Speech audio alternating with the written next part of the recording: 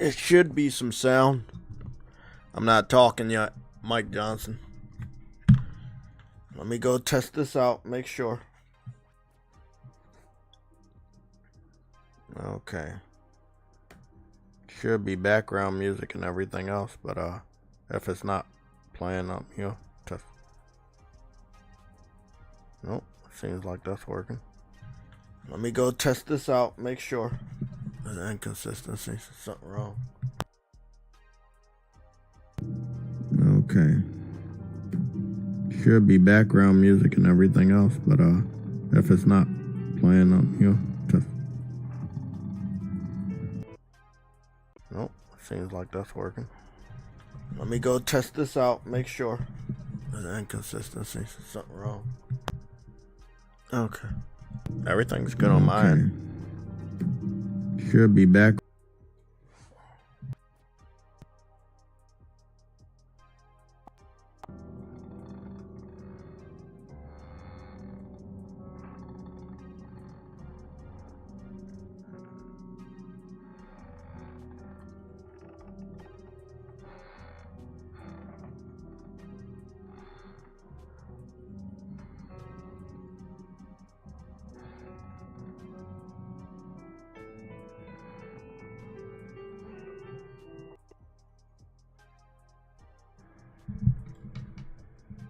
Okay. Yeah, everything's good. Echo's gone. Says something went wrong. What is it?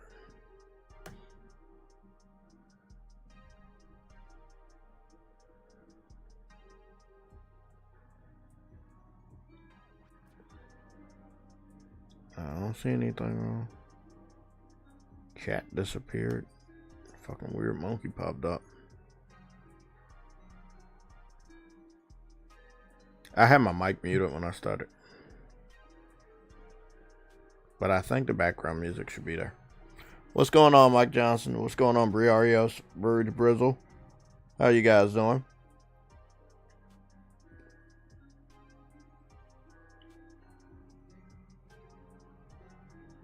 Definitely should take a look at that. Bro, the game that game I kickstarted. Just gonna give you guys a little update on that one. There's a lot to talk about with that.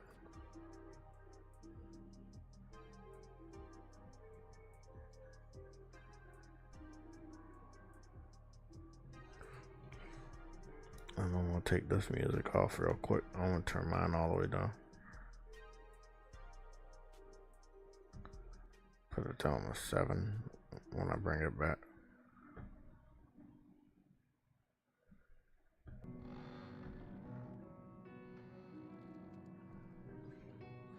So this was this is the game I had kickstarted. It's oh yeah, that's right.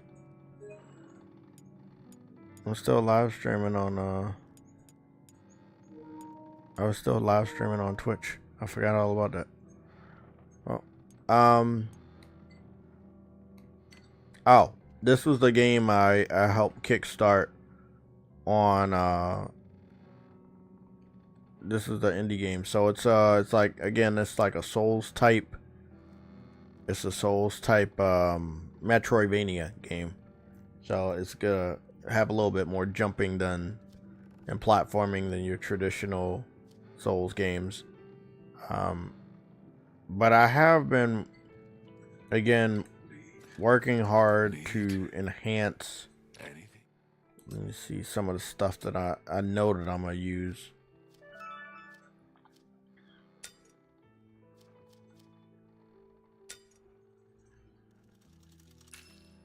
I didn't even know that when I enhanced my stuff, I didn't know that I had to use my own souls.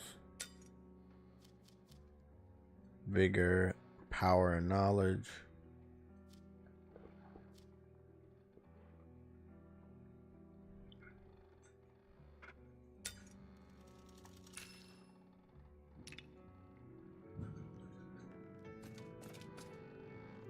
Okay. Yeah, I've been getting deep into the game, so I just visited a castle full of vampires, but they're like in suits of armor and shit, so that's a little challenging. I'm gonna do just a small little tidbit of that. Okay, this is the castle, and this is where the goal is. So I'm definitely going up. Now I did make this new sword. You have people that you can rescue in this game, from blacksmiths to cooks, to, you know, the chick that makes the rings, the chick that makes the capes. Then I have the enchanter. All of these people that you save, you can help them perfect their craft and then increase their skills, so they can help you make better weapons and armor. Something that you don't really necessarily always get on a Souls game, especially the Miyazaki Souls game. There's a lot more to do in this game. Side missions are good, voice acting is good, storytelling is really well done. And then you have, again, this intimidating skill tree of 6 different types of skill trees that can really just make you overpowered if you choose to be. So as you can see, I really messed around with fire to kind of get that fire magic out, but now I'm going to be messing around with Vanguard, so that's going to be fun. I have this one technique I just enhanced. It's called Veteran. You know, by every enemy I kill, I permanently increase my maximum health by a 0.01% up to a total of 10%. So that's cool as fuck. Yeah, that's cool as fuck. And that's just a permanent thing. So the more I kill, the higher my health goes. And it stays that way forever. So it's just those types of skills that, you know, that are good. Or after I hit an enemy 4 times, I can cause a chain reaction explosion that causes fire damage. Again, that's just a skill I picked up early on the fire stuff. Let's see what's going on here.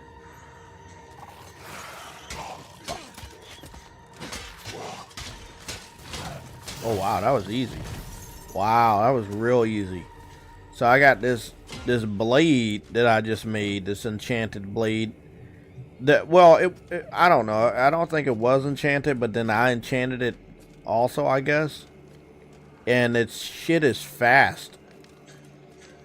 Again, I've been messing around with this great sword right here.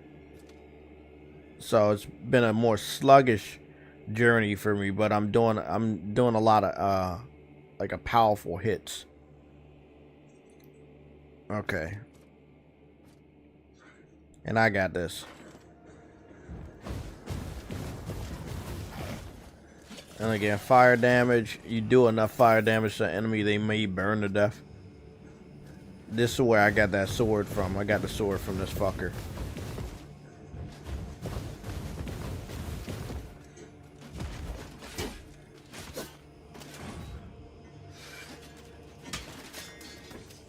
Shiny baubles. They drop real good loot. Whatever they're wearing, they can drop it, and you can wear that. So again, the loot in this game, as you can see, the loot in this game is really good. There's so many different types of armor. You know, you got, what do we got? We got chest head, gloves, and legs, and we also have capes. So it's a lot going on. And don't get me started about the rings. I got a shitload of rings now.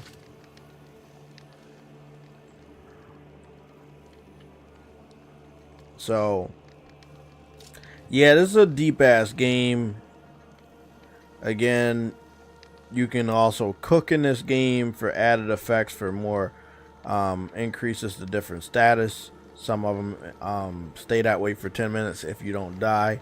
If you die, it pretty much goes away. But there's a lot into this game. If you do like what is it called, Soulsborne type games, or, you know, the Dark Souls type games, and you also are looking for a good side scroller Castlevania type of experience, this is your one. I fought everything from ghosts to vampires, to bandits, to just goblins and everything. It's really really good. Again, storytelling's very good. I'm currently level 69 on this game. I've been solo leveling for the past 2 weeks, real hardcore on this game, and I'm planning on doing it again tomorrow since I'm off of work, in this castle a little bit more, just to increase my Vanguard class. But this sword is fucking, it's beautiful. And again, indie game, but I like the little subtle details of the cuts on the sword that lets you know that it's been worn out. It's not like a fresh sword. Uh, but you don't have to worry about the, what is it, the health of a weapon. That you don't have to worry about that on this game. You are gonna have to worry about your weight though, and how what you're wearing may make you slower. So that's pretty obvious. There are other Souls games that have that. Of course, you have shields on this game too, so you don't have to, I don't have to walk around with magic, but that is what I'm doing. Um, there's different types of magic than fire magic. Again, for a Souls game, whether it's side scrolling or not, there is tons of content in this game. Again, whether you're looking at your active skills, let me see. I'll unlock some new skills. I've again been fighting enemies and just unlocking skills.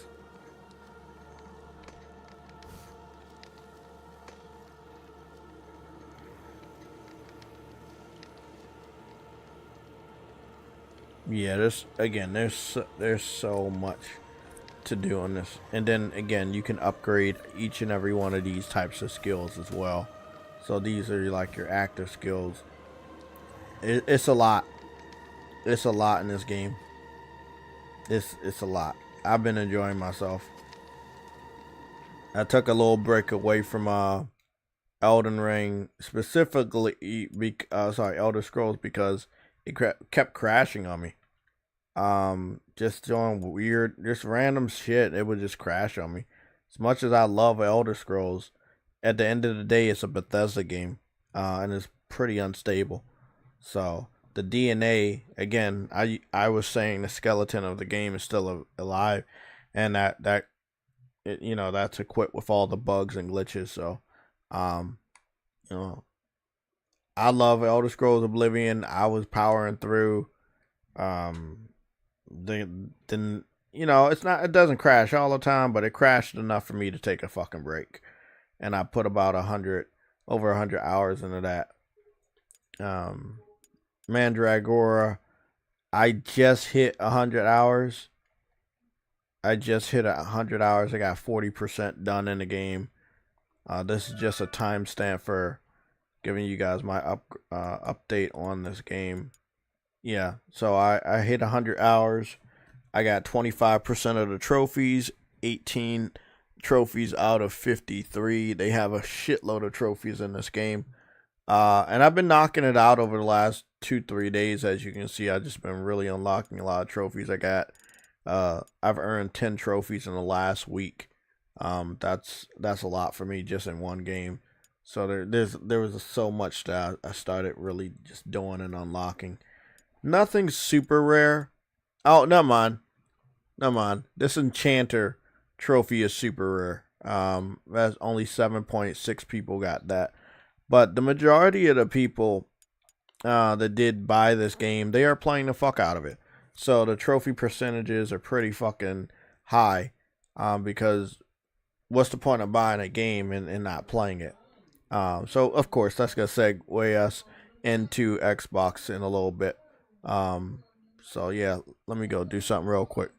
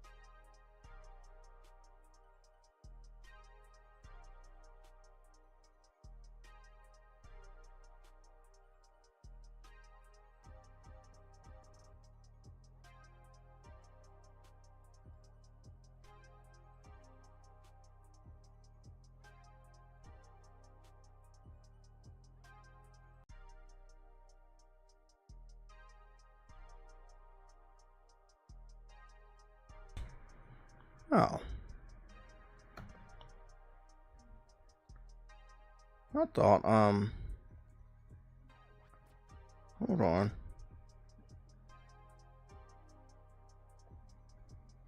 Oh, yeah.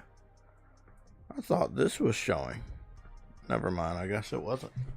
Okay, let's continue. So, I was just giving you guys an update on Mandragora.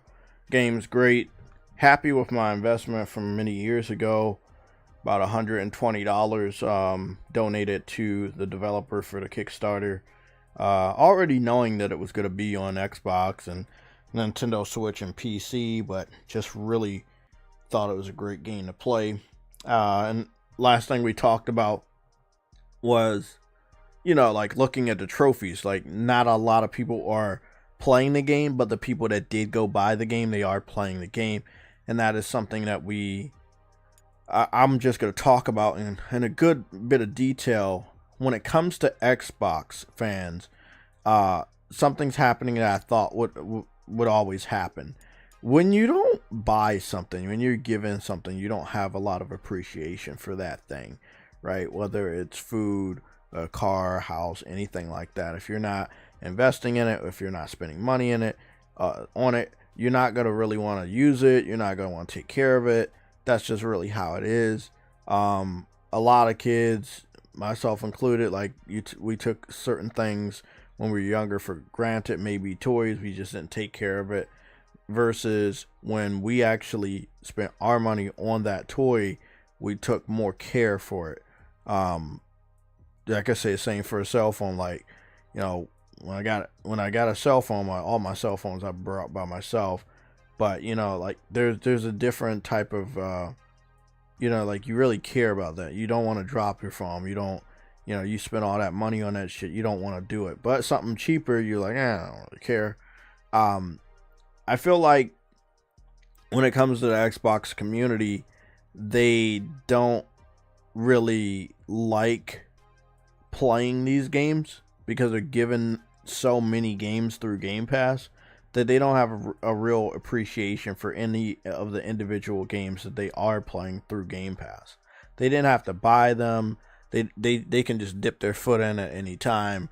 And this is why when there are different PlayStation gamers, I know one of them, King Thrash, that checks up on their achievements are very low for early parts of the game, like finishing the first chapter, or there was one game like where you meet all the characters. I think it was Expedition 33, and those percentages and those achievements for Xbox are very low, although everybody has access to it through Game Pass, but they just don't care. And that's what happens when you're given something all the time for free.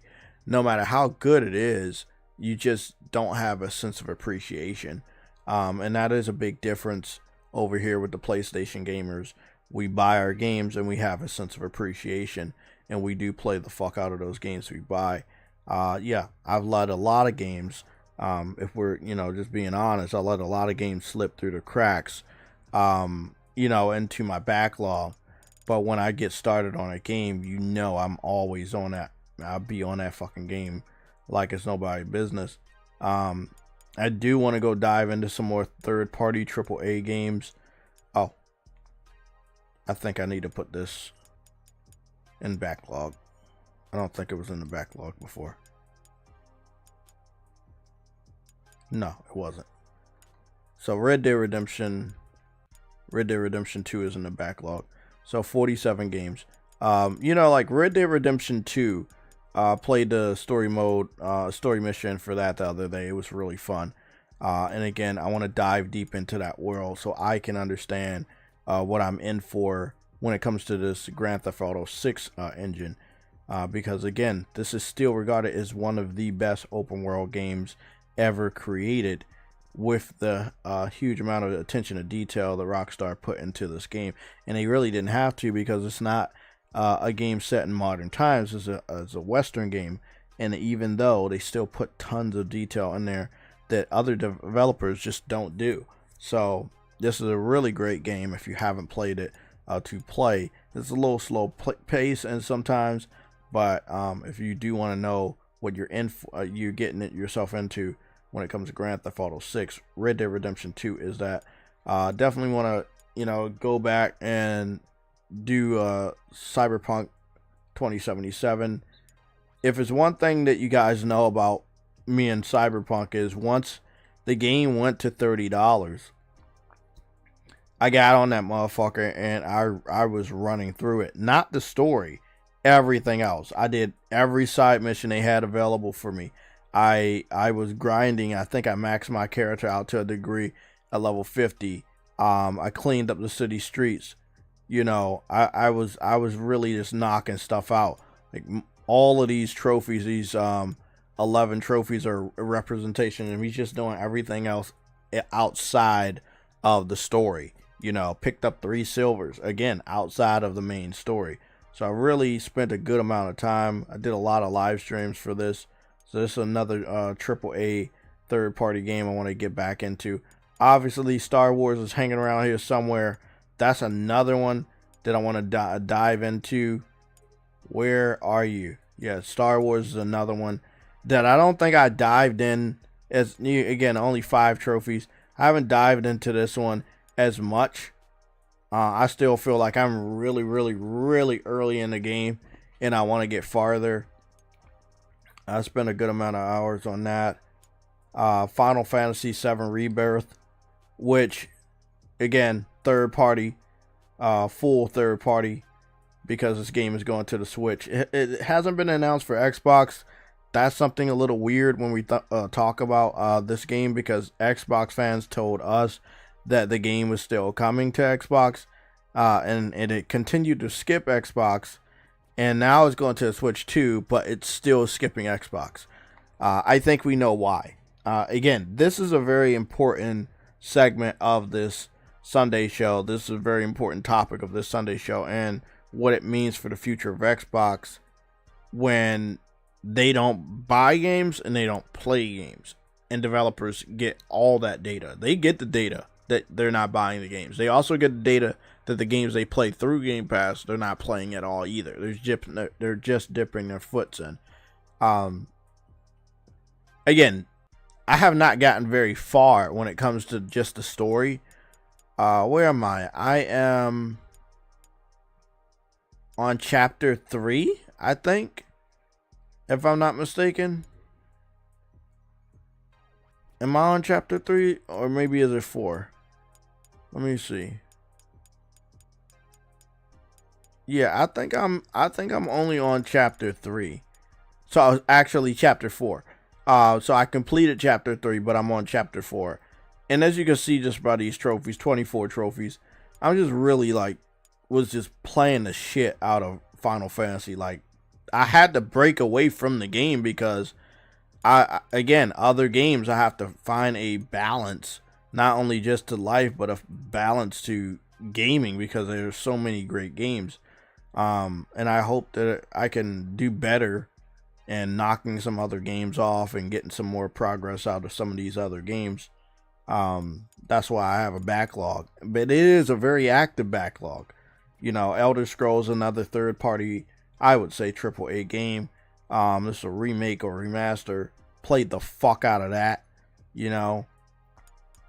It's good. It's good to be a gamer on PlayStation. But one thing is for certain, we do play our games. When we buy our games, we play our games if we have the time. Xbox, they're in for some trouble going forward. So we do have some information going forward, and this is going on in the gaming industry right now. A lot of developers are trying to find this. Yeah, there we go. A lot of developers are trying were trying to shield Xbox fans from the truth, and the truth was that they're wasting their time on Xbox. You put a game on there, it doesn't sell. Even if they buy or play the game through Game Pass, they don't complete the game. So this is just Xbox now, and a lot of developers knew this for years. Now they're they're wondering, and this is something going on right now. Came out this past week.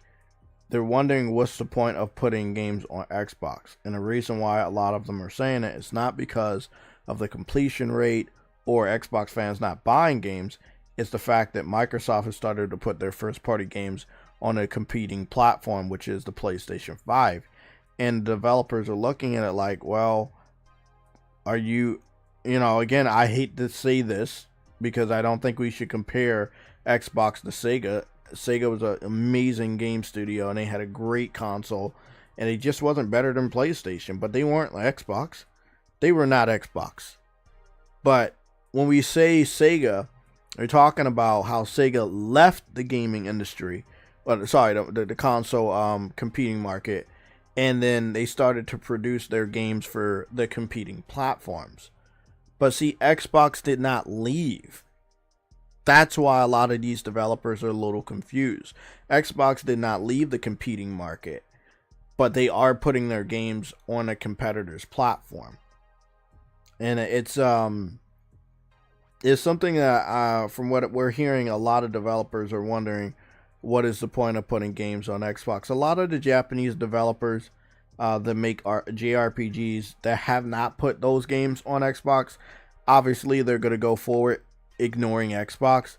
But we got other people, probably Bandai Namco, Capcom, even Square Enix, are probably looking at Xbox like, well, we don't really need you. Square Enix specifically, when you do have Nintendo stepping up in the realm of a little bit more power in their next generation console, you can put those Square Enix games over there and have a sense of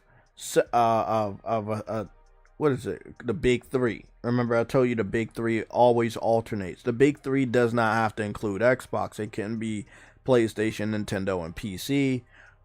Sometimes it's PlayStation, PC, and cell phone. Sometimes it's PlayStation, Xbox, and Nintendo, like back in the day. But most of the times, going forward, you're going to see it's more PlayStation, Nintendo, Switch, and then PC. That's just how it's going to go. Also, one of the biggest games in the world, Grand Theft Auto 6, we saw this past week, and we're still on the same topic, by the way.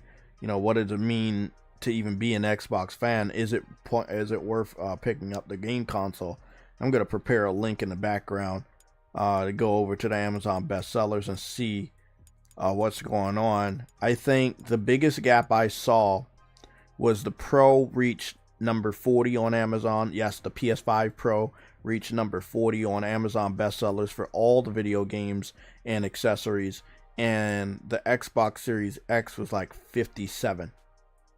And the Pro was like 40. That was like the biggest gap. And that was the biggest jump that I ever saw for the PS5 Pro since launch. Like, even at launch, I don't think it was ever on page one. Not number 40. Fuck no. That $700 scared a lot of people away. But this game right here that you're looking at makes people ignore the $700, because at the end of the day, you want to play this game, and the best place to play it is PlayStation. But you also want to play it on the most powerful gaming console, and that is the PS5 Pro. So back to it. What is the point of having an Xbox? You had this game running on PS5. You already know PS5 is better than Xbox Series X and S.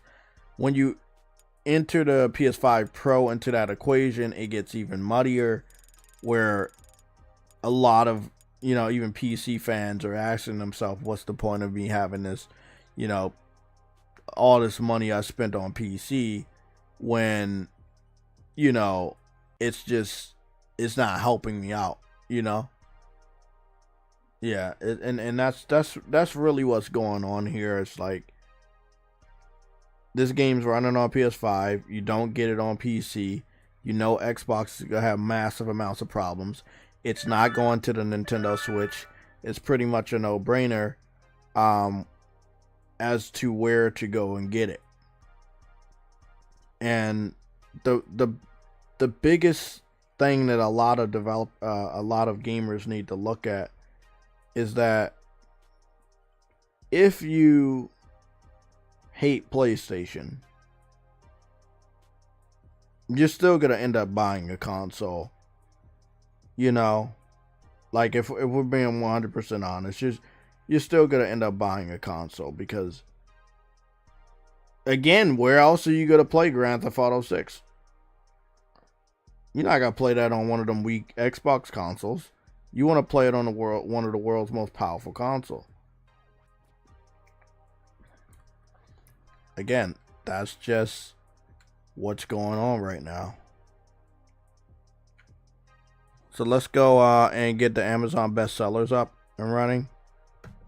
So we got that right now.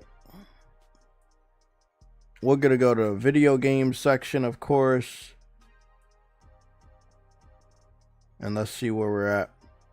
Again, as always, PlayStation's $10 gift card is always higher than Xbox's and anybody else's because it's just so many people buying that shit. Again, if you don't believe me, we can zoom them all the way in. I mean, look at those numbers when it comes to reviews.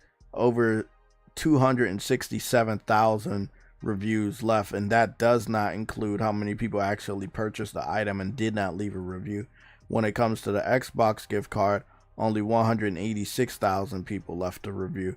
So again, we already know PlayStation's ahead as far as interest and popularity, but we also want to go take a look at where the consoles are.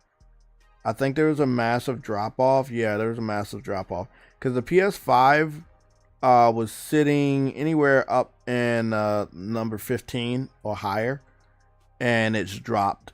And again, Grand Theft Auto hype is kind of fading. It was higher this week after the trailer. People immediately went to go buy this system. Just immediately, hey, I need a PlayStation to play this game. This game's running on PlayStation. I need a PlayStation. So people kept buying the PlayStation for that. And it was a massive boost. There was absolutely no boost for Xbox. Trust me. I was checking this shit almost every day for the last 2 days. Sorry, last 3 days. And there was no massive boost. So as you can see on page 1 in the top 50, there's only one console being sold. There's only one console that made it this far, and that's the PlayStation 5 console, the physical one for $500. Now again, almost 2 weeks ago, Xbox fans told us, don't worry, PlayStation's going to increase the price too. Well, that was 2 weeks ago. I have a video that I want to share with you guys. Okay, there we go. When we get over here to page 2 of Amazon bestsellers, let me zoom in so nobody can say they can't see. When we zoom in over here in the Amazon bestsellers, what do we see? We see at number 54, this page starts at number 51. At number 54, we see that the PlayStation 5 Pro is selling very well. Again, $700 product. Over 1,099 reviews left.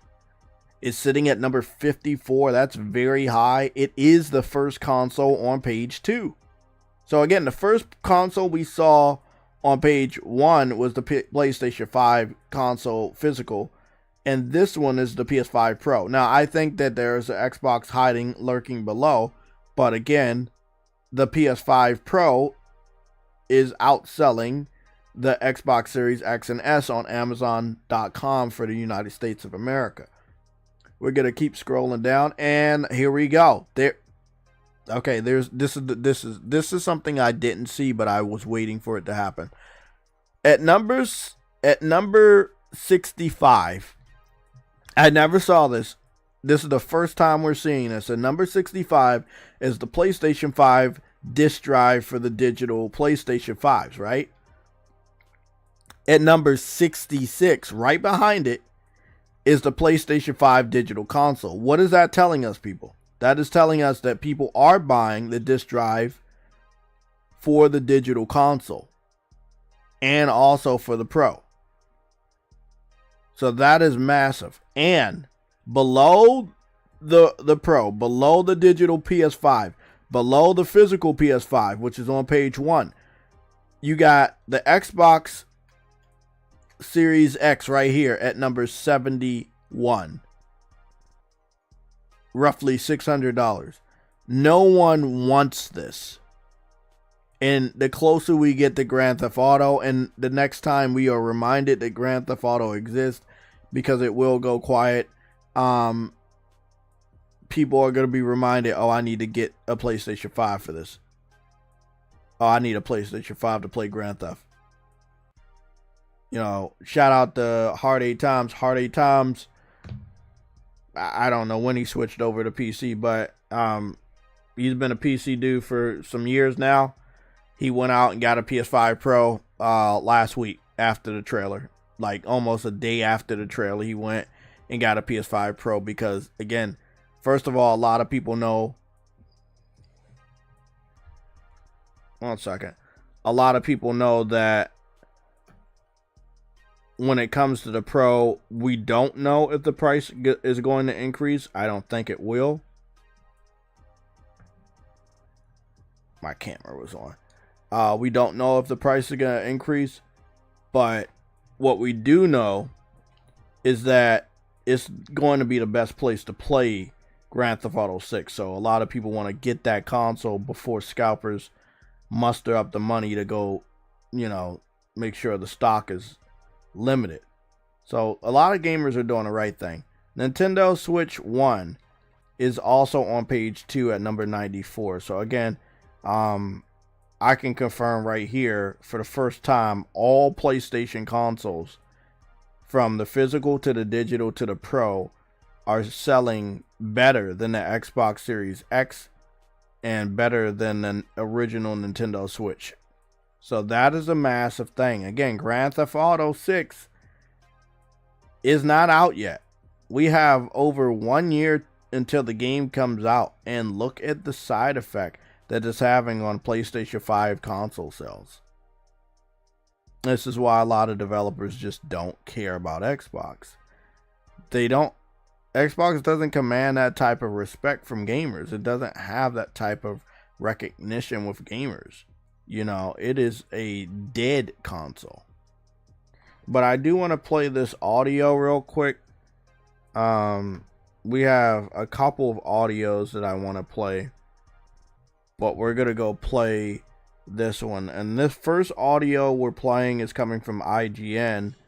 They're basically admitting something that we knew Xbox fans were secretly plotting. They secretly wanted. And it's a little disgusting to hear, but we're going to, again, play it anyway.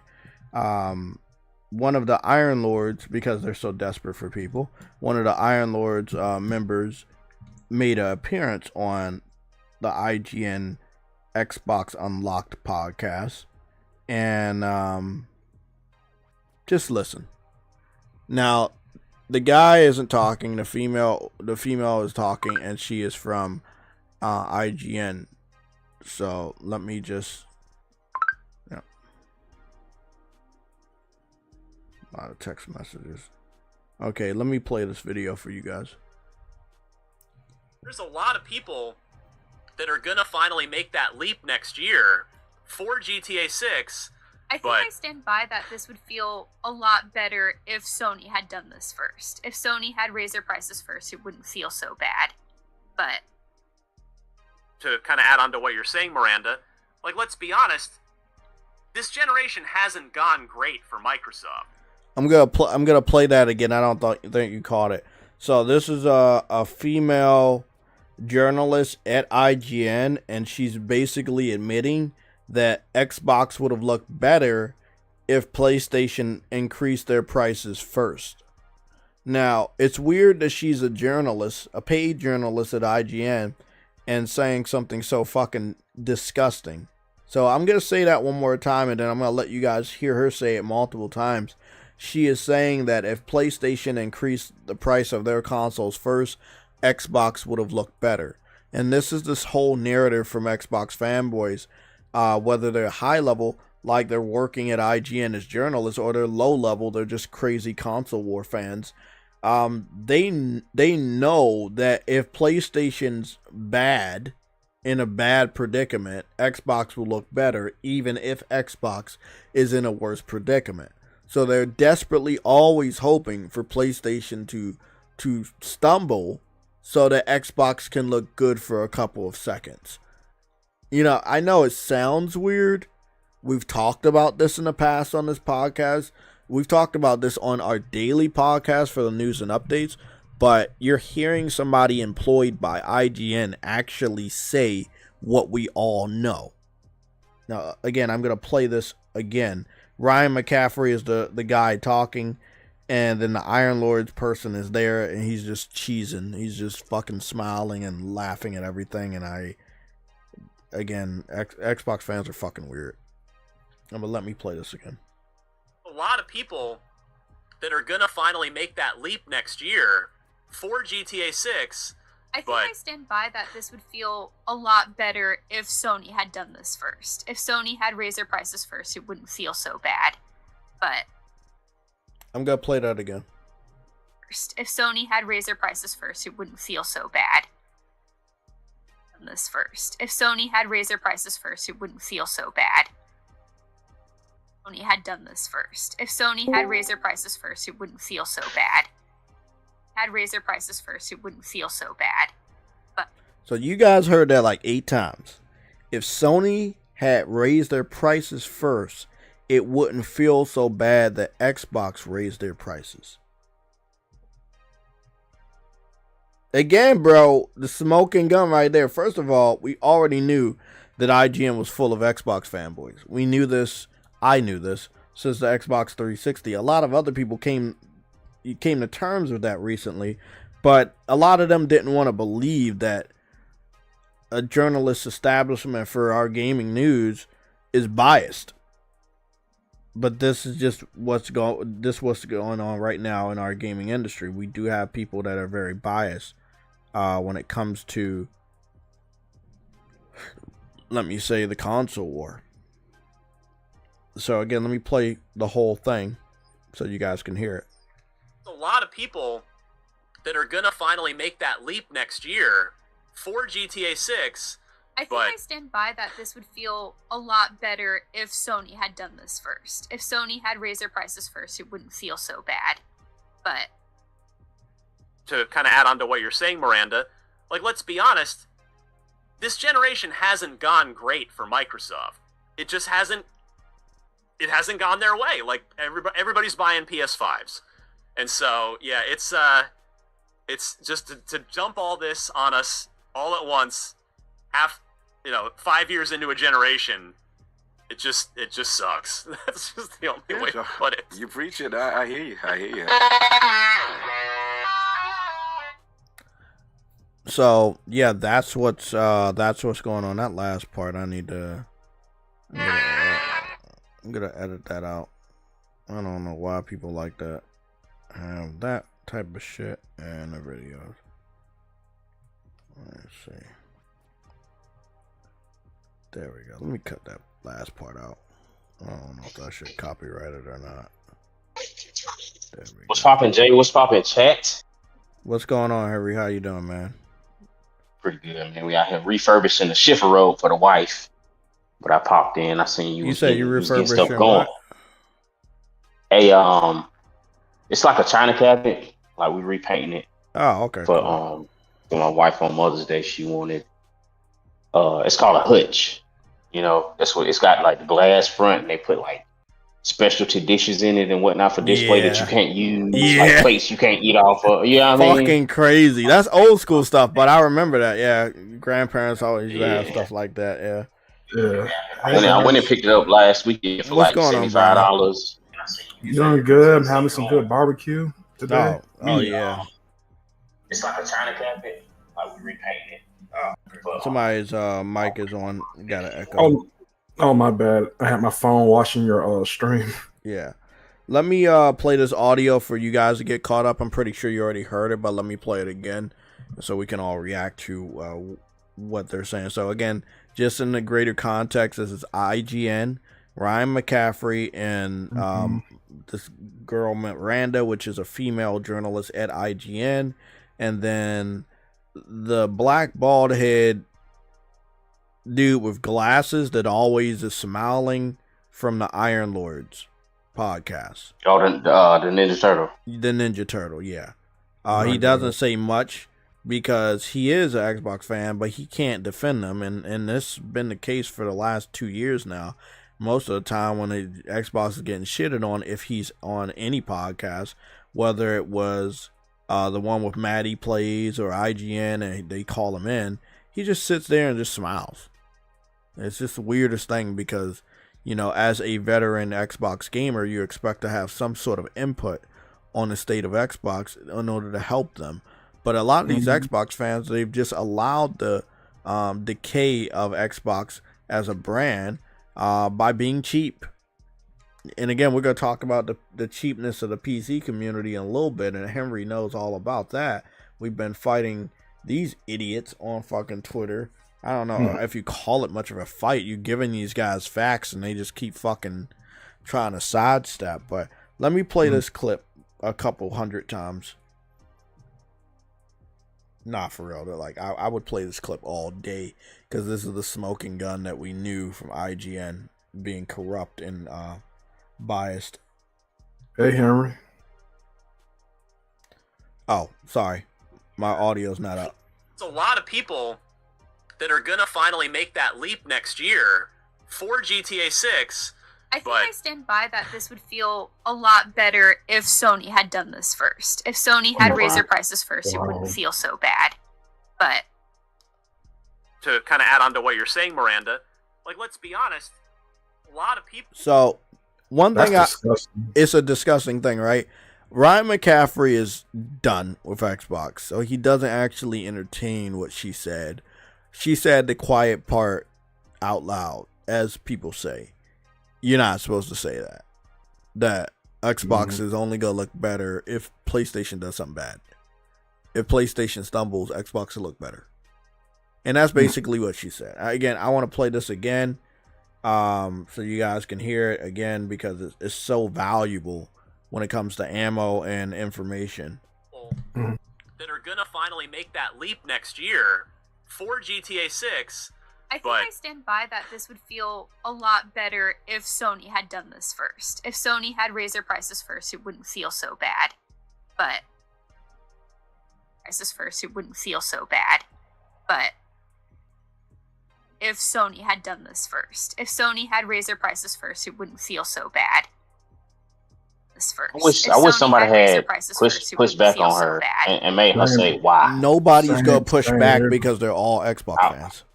I wish somebody would have pushed back and be like, "Well, why you say that? What makes you say that?" I might stop watching IGN. Go ahead, my man. Man, I love you, Brian, but nigga, you should stop watching IGN 10 years ago on some real shit. I got You're right. I got a different line of sight when it comes to these types of things.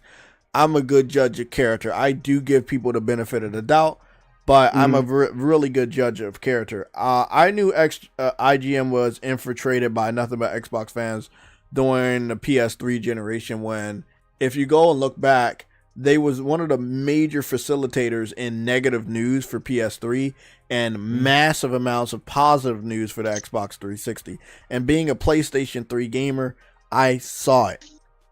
Whenever I'm looking for a review, IGN didn't have their shit up for a PS3 game, or if they did have it up, they would shit on that PS3, which caused Sony a lot of stress and had them confused about what to do because they're trying to please the gamer but also please the industry or please the journalists. And yeah, IGN was one of those major people. There's a lot of others, but IGN is the major person because they're still around and they still have bad apples. You know, luckily when it comes to Ryan McCaffrey, he's still there. He said fuck Xbox. He got a Pro the other week. I think the week before Grand Theft Auto came out, he got a Pro. And with Gears getting announced, I mean, it's moving a lot more people. Halo is the last game that's really just going to have a massive exodus of Xbox fans buying a PlayStation.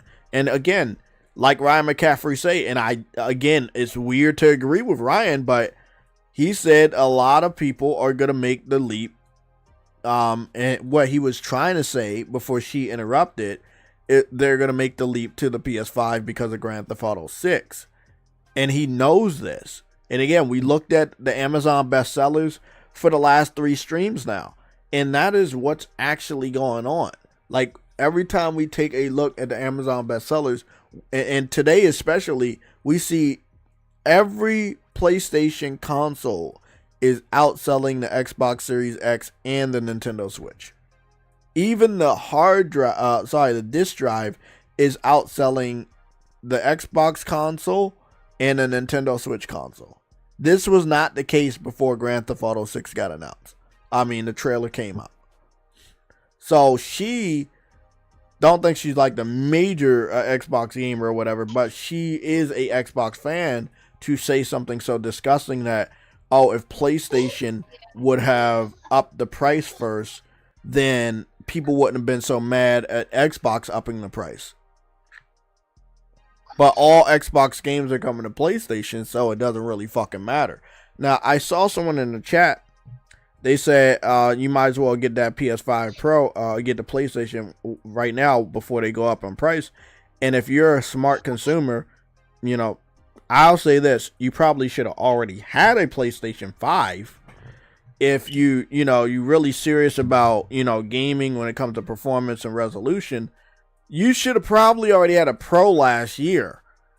But time is of the essence. If you don't have a PS5 and you want to play Grand Theft Auto 6, if you don't have a PS5 Pro and you want to play Grand Theft Auto 6, you need to hurry up. Once the scalpers understand what's about to really go down, you won't see any PS5s available for sale because they've already brought them up.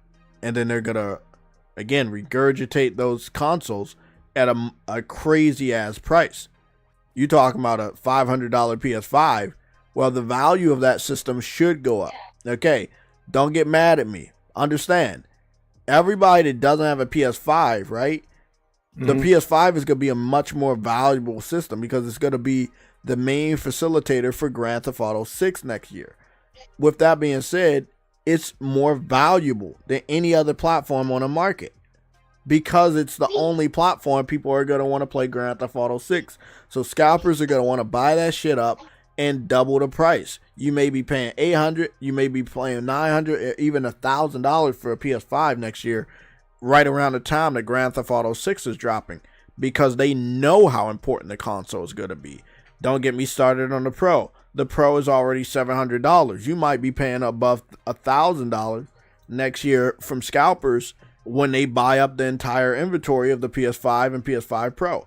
So, again, Grand Theft Auto is more than a year away, but you're already feeling the impact just this week after the second trailer, which is a crazy thing. I've never seen people go out and buy a console based off of seeing a fucking trailer. Like, we can see people getting ready to pre-order the game based off of a trailer of a game, but to buy an entire console based off of a trailer of a game, I've never seen anything so crazy, and it's still surging,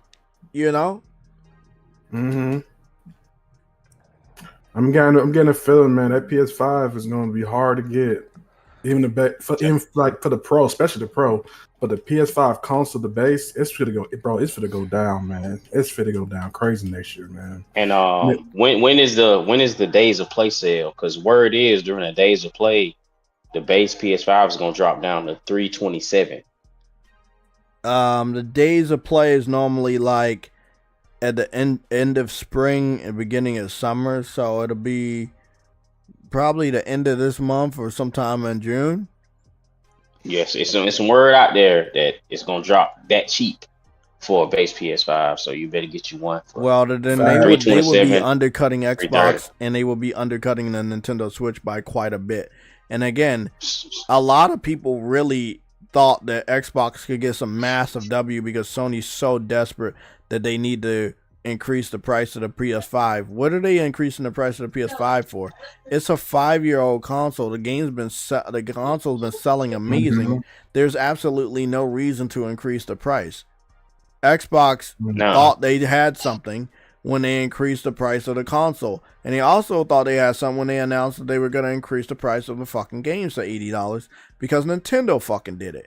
And then EA and many other third-party developers they said we're not gonna update. We're not gonna up our price.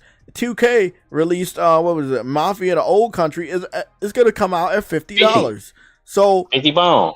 it looked like Nintendo jumped the gun because they think they're a trendsetter and nobody likes them anymore. And then Xbox was like, well, Nintendo can do it. We can do it too. Okay, you can do it, but nobody gonna fuck with you. And then again, they did not foresee Grand Theft Auto 6 trailer coming out and it running on PS5. So, obviously it's not gonna run on PC. Grand Theft, Rockstar does not trust PC. They don't want to have anything running on PC to give them any glimmer of hope that game's coming to their platform. And I definitely want to talk about that later in the stream. But yeah, why would they run it on PC so PC fans can have a back door to hack their fucking shit again, which is what happened in Insomniac, because Insomniac was so fucking buddy with putting Spider-Man on PC that they had a back door into their fucking computer servers for the PC fans, and that's what happened. They hacked them. Mm-hmm. But you see how PlayStation took that though, because now Gran Turismo ain't going over there. Now Demon Souls remake ain't going over there. PlayStation took account into what happened with Insomniac. That's why they canceled, because these games were in the works to go over there, and they said nah, they didn't take place until after these people did what they did with Insomniac and messed that whole situation up, because they know they're not going to make multiples and multiples of millions over there. It's fine. They'll put them over there. We'll recoup a little bit of, we'll be able to send a couple checks. We can pay a support studio or two. But when it's come to some big stuff, like, because we ain't seen them with Wolverine since that. And I feel like if that didn't happen, we would have had at least 2 or 3 trailers of Wolverine by now. Because they had been ready a year or two ago. Yeah. That would have been dropping this year probably. It would have been dropping this year probably. This summer. I think this year is gonna be 4 years old. Yeah, bro, because they debuted that, and that's not. I ain't gonna say it's not like them, because they've shown some stuff and then it not come out, but something as prominent as Wolverine with the Insomniac studio, nah, buddy, nah, they not finna dick tease us like that with that type of game. You know what I mean? So the hackers really put a dent in that, and I'm gonna be honest, I do think it's still coming out, but I think they're going through such a restructuring and rebuilding of that game that we might not get this game to 2027. You know what I mean? I'm not gonna lie though. This is the reason why I don't go full PC. Like, I play on a little bit, but I prefer playing on the console because people always gonna be cheating, hacking games and stuff. That's a fact. That's why even when you have games like, and not to take over your stream, JayTech at all, but I just want to say a little piece about just playing with PC. You have games like just speaking to X Defiant, which was a Call of Duty competitor, which a lot of people didn't like, but at the same time, it had it was supposed to implement input-based matchmaking, which is where it was like, if you playing on controller, you matchmake with people playing on controller. If you playing on mouse and keyboard, you play with people who play on mouse and keyboard. But the PC people were manipulating the system to where they would be playing on mouse and keyboard, but still be matchmaking in ranked with people who playing on controller. You know what I mean? So what's funny? Really you want to know what's funny? I don't know if I have the video, but I remember I played the game. But I don't know if I can find the video, guys. But I will try to find this video. So, 1 second. Let me make sure everything's set. If you guys have not hit the like button, hit that like button. I don't want to be annoying about it, but I've seen our likes. They've been hovering around 30, 35. I want to keep that strong. If there's 35 people in here, I want every one of you guys to hit the like button. If there's 40 in here, I want all of y'all. Look, we're going to get some haters every now and then. They're going to leave some dislikes. I could care less about that. But the people that rock with us, whether you're here on Sundays or you're here Tuesdays and Thursdays during the news and updates, hit that like button. It helps. It helps. We want to get our shit back into the algorithm so we can help these new gamers understand the history of PlayStation and what that means. So there was a game. I think you guys heard of this game. It was called what is it called? CS:GO. Ooh, So CS:GO the classic. CS:GO was on PlayStation 3 and 360, and I'm just gonna see if I got the footage. I remember that I played the game, and I played the shit out of CS:GO. So I'm gonna see if I still have the footage on this YouTube account, because again, I played so many games that I can do shit like that. Yeah, there we go. 12 years ago. 12 years ago. 12 years ago. 12 years ago. So this is that gamer shit. JayTech was playing games 12 years ago? Yeah, you playing games 12 years ago. So I have 4 different videos of Counter-Strike Global Offensive. Yeah, the legendary Counter-Strike Global Offensive was on PS3 and 360, and what Henry was talking about is what I had to deal with. So I'm gonna just go play. Today I'm gonna be playing Counter-Strike Global Offensive on the PS. So I'm gonna play this video real quick. So this is my footage for the PS3. Obviously, it's muddy as shit because the capture cards back then didn't have 720. Oh yeah, it was rough back in the day. It was rough. It was blurry. I could tell you that the game looked really good, and I was on my shit, as you can see. Oh, I killed my own teammate. Hey Henry, how you been doing, brother? Oh well, no, not mine. I'm gonna have the to game. send you a message after this. Yeah, bro. Right, bro. It looked like the game is blurry itself because I'm doing the detailed shit that I normally do, and I am talking about how blurry the game is. So I don't think it was my quality. I think it was just the game itself. It was a bad port. Yeah. Wow, it was really, really bad. And I think this is one of the reasons why they didn't bring Global Offensive over to the other PlayStation or Xbox consoles. This is what happened. So what Henry was talking about was what happened here. I always used to pick to go up against people on controllers. Of course, you guys see me. I always look at detail. I was doing that years ago too. But long story short, I would always pick to go against people with controllers, and for some reason the people on PC kind of changed it so that they would go up against the people that had controllers when they had keyboard and mouse, and it was always unfair.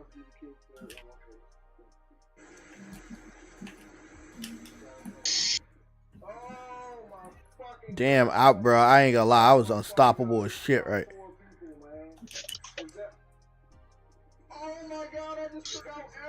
Oh, I got a trophy too. Look at that. You're talking to the game. Gamer shit. Gamer shit, bro. Just straight gamer shit. Back then, doing gamer shit. But yeah, long story short, they found a way to go up against console gamers, even though we didn't want to go up against them with the keyboard and mouse, and they found a way.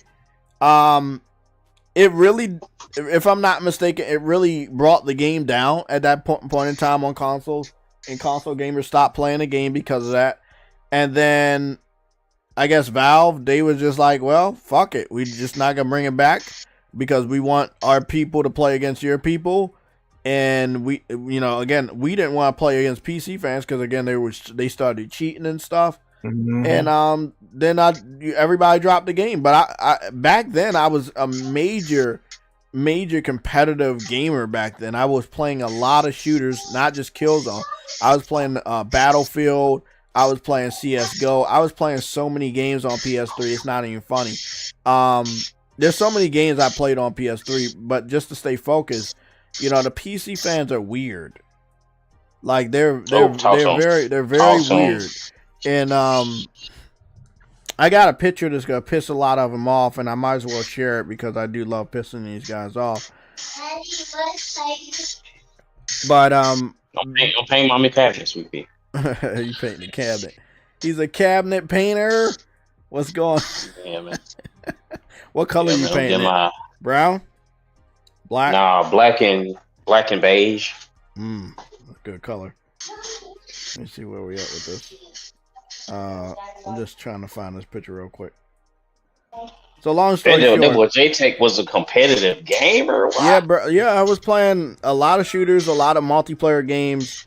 That's why, again, when people tell me, "Oh, Sony, like they dropped off. Where's the multiplayer games?" I'll tell y'all this: they was on the PS3, and you didn't buy the system, and you snitching on yourself. When you ask why Sony don't do multiplayer, you snitching on yourself. You letting the whole world know you skipped the PS3. Period. Yep. Mm-hmm. Because PS3 had the biggest library of first-party multiplayer games. Hold on. Don't get me started. But I'll get started. Let's go and do Uncharted multiplayer. Oh, we gotta get back on that, brother. I remember back in the day, PS3 had the themes. I had so many themes on my. Let's see what we got. So we got Uncharted 4 multiplayer. How many videos I got for that? 1, 2, 3, 4, 5, 6, 7, 8, 9, 10. Yeah, boy, JayTech was a shooter in these streets. Oh, 11. You know? What the fuck, bro? Oh, 12. 13 for co-op. Also multiplayer. Again, we just gotta take a look at Uncharted 3. Right? And again, I'm still rocking my red and black. So yeah. Old school gray, black and gray, 480p. 480p. That's what my name was back then. JayTV 480p. Your boy was gaming and posting gameplay in an era that we didn't even have the share button. But long story short, we're gonna have this run. Don't snitch on yourself and say that Sony don't do multiplayer, that they don't have multiplayer games. Don't snitch on yourself, because you letting us know that you stayed with Xbox a little bit too fucking long. The only people that would say the PS3 don't got no multiplayer games are the people that skipped the PS3 and did not contribute to helping Sony understand that we do like multiplayer. If you stayed over the Xbox a little bit too long, you're part of the fucking problem. I used to play multiplayer with my friends that have the PS3s back in the day. We was playing a lot of good games. Like Uncharted, look at this map. Uncharted 3, even Uncharted 3 had a beautiful maps, beautiful lighting. You know, Naughty Dog is still the king of graphics. I love the PS3. Yeah, Intergalactic's gonna do good, but you know, even their past games are just blowing everything out of the water. So, long story short, when it comes to the PC community, right? This is one thing you need to understand. Me and Henry, we got that video up on Twitter, confirming that these guys are they're cheap. Talk to them, bro. They just cheap. You know, it's simple. I remember back in the day, man. I got me a PS3. I didn't like the slim that much, but I like the fat PS3 better. It had that good look about it. You know, I'm talking about the sleek one with the black. Yeah, shiny. I know what you're talking about. That was the best one for me. I'm just being honest. I want to get this picture out while we talk about this because I got a sound bite. Henry already know what I'm about to play. Go ahead. I put mine on the nice screen. Go ahead and play it. So I'm gonna put this picture up right here. This is a PC fanboy crying because they have to wait for Grand Theft Auto 6 on PC. Right? I call them the legendary PC port begging trolls. And the reason why I call them PC port begging trolls is because they're PC fans. They're always port begging and they're trolling developers into believing they want to buy the game. Now this is something a name I coined for these guys almost 10 years ago. Yes, almost 10 years ago. I coined the name PC port begging trolls because even before PlayStation started putting games on PC, I knew these guys were not serious about buying the games that they're begging the developers for. Now, what did we learn, Henry, in that video? We learned that was true.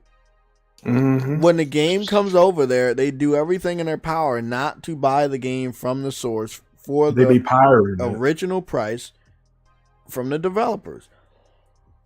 Yeah, piracy's there, but there's two other elements. I'm gonna play the other elements, not to only educate you, but to educate every other gamer in the comment section, because there are some other things.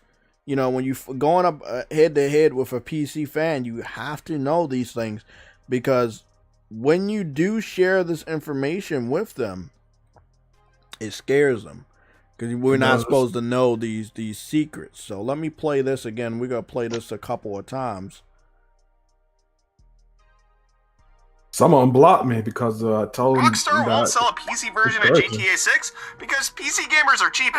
When the long-awaited trailer for Grand Theft Auto 6 dropped, many PC gamers were ticked off that Rockstar had said that they're only launching on the PS5 and Xbox consoles, with many wondering how much Sony must be paying them to keep them away from the greatest gaming platform ever created, the computer. But it turns out it's actually because PC gamers won't pay them. A new study came out showing that PC gamers are incredibly cheap. A large majority think that game prices are way too high, and so 64% of PC games aren't purchased at full price. Only a third of games get the devs the full amount of money, 32% are purchased at a discount, and another third are obtained for free through various means. So again, you heard that. Over 60% of the time that a PC fan buys a game, they're not buying it at a full price. Only 32% of the time the developer's making the real money. Another 32% of the time the PC gamer is waiting until it's discounted, and then another 30% are getting the game for free. That's the majority of them. When you look at the makeup of the PC community, we knew this. All like over 10 different first-party PlayStation exclusives went to PC, and they didn't do any numbers. And this also proves what I've been saying for many years: Sony is not making money on PC. They're not making any money on PC. That's why they're not sharing any sales. I think they should stay exclusive only to the PlayStation 5. I do too, but sadly, they don't. You know, they don't want to do that. They believe that that there's a path forward on PC to making a lot of money, and that's only because people just kept lying to Sony and the PC fans over there. They kept lying and making it seem as though that, you know, you could find a way. Again, I wanna see if I can find this short real quick.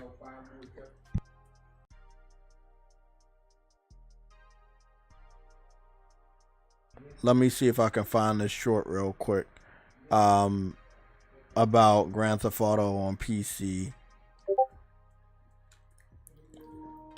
Grand Theft Auto 6 PC port.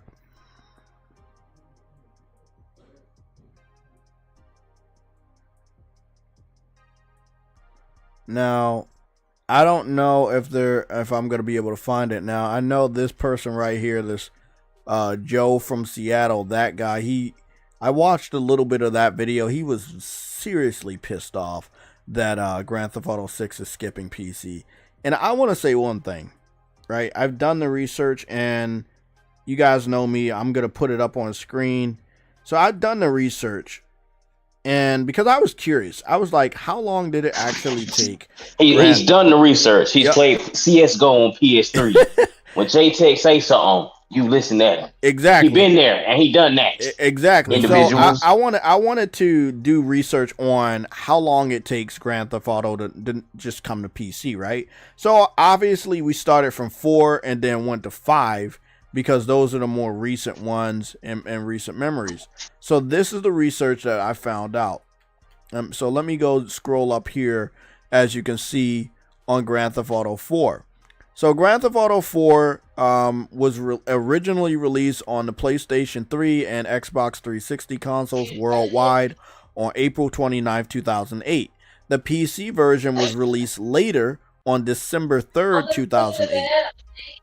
So again, let me repeat this. Grand Theft Auto 4 was released on PlayStation 3 and Xbox 360 on April 29, 2008. It was later released on PC December 3rd, 2008. So, Grand Theft Auto has never launched on PC day and date. However, that was the shortest window. That was only by a couple of months. April to December. That's not that fucking bad, right? You know what? From a business standpoint, that's smart of them to do that because there's a lot of cheaters and people be trying to get that game free and they be losing money. That's the reason why Rockstar put it exactly. on. And they found that out a lot with Grand Theft Auto 4, especially all the hackers and stuff. Not just the cheaters, it's the hackers. That's the appropriate term because they hack the game and transform it into something that Rockstar didn't want. Or again, if Rockstar monetized the game and then somebody hacks into the game, they can get all the content that Rockstar monetizes and they can get that for free, and that undercuts Rockstar and they don't make the money that they were planning on making. So then we go down here to Grand Theft Auto 5. With Grand Theft Auto 5, it released September 17, 2013 on PS3 and Xbox 360. Then it went to the PC April 14th, 2015. So again, that's a couple of years there. So, if on consoles you played it first in 2013, on PC you played it first in 2015. You waited a lot longer than we did. And again, that on Grand Theft Auto 4, you only had to wait a couple months.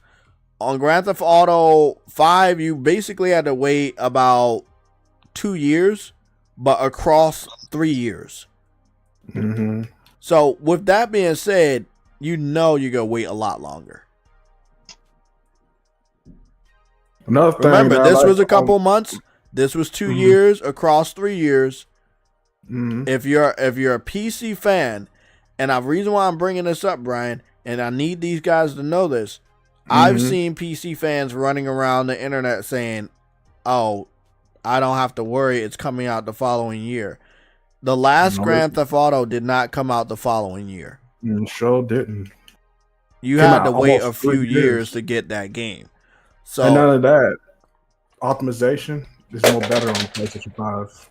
Yeah. Exactly. Because they can put it to the metal, they can optimize it for one console. Basically, if you look at it, if they develop it all systems, they ain't gonna get the other systems like PC ain't gonna get the best optimization since they got to optimize for the video card, motherboard. But PS5 is well optimized for the PS5. Exactly. That's what they're building it for. Exactly, and it's ground up for a PS5. And then then they go put it on Xbox and hopefully they can do what they do, but they don't really care. At the end of the day, they're going to prioritize the platform they know they're going to make the most money from, and that's the PlayStation 5.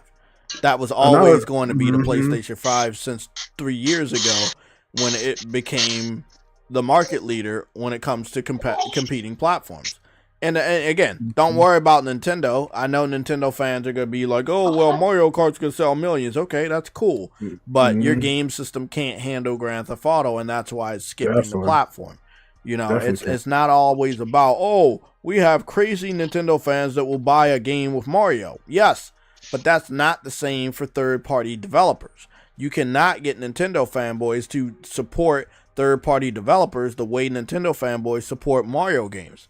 So again, this whole narrative about, "Oh, you can do this on Nintendo." No, first of all, you can't put this game on Nintendo. And second of all, Nintendo fans wouldn't even buy it.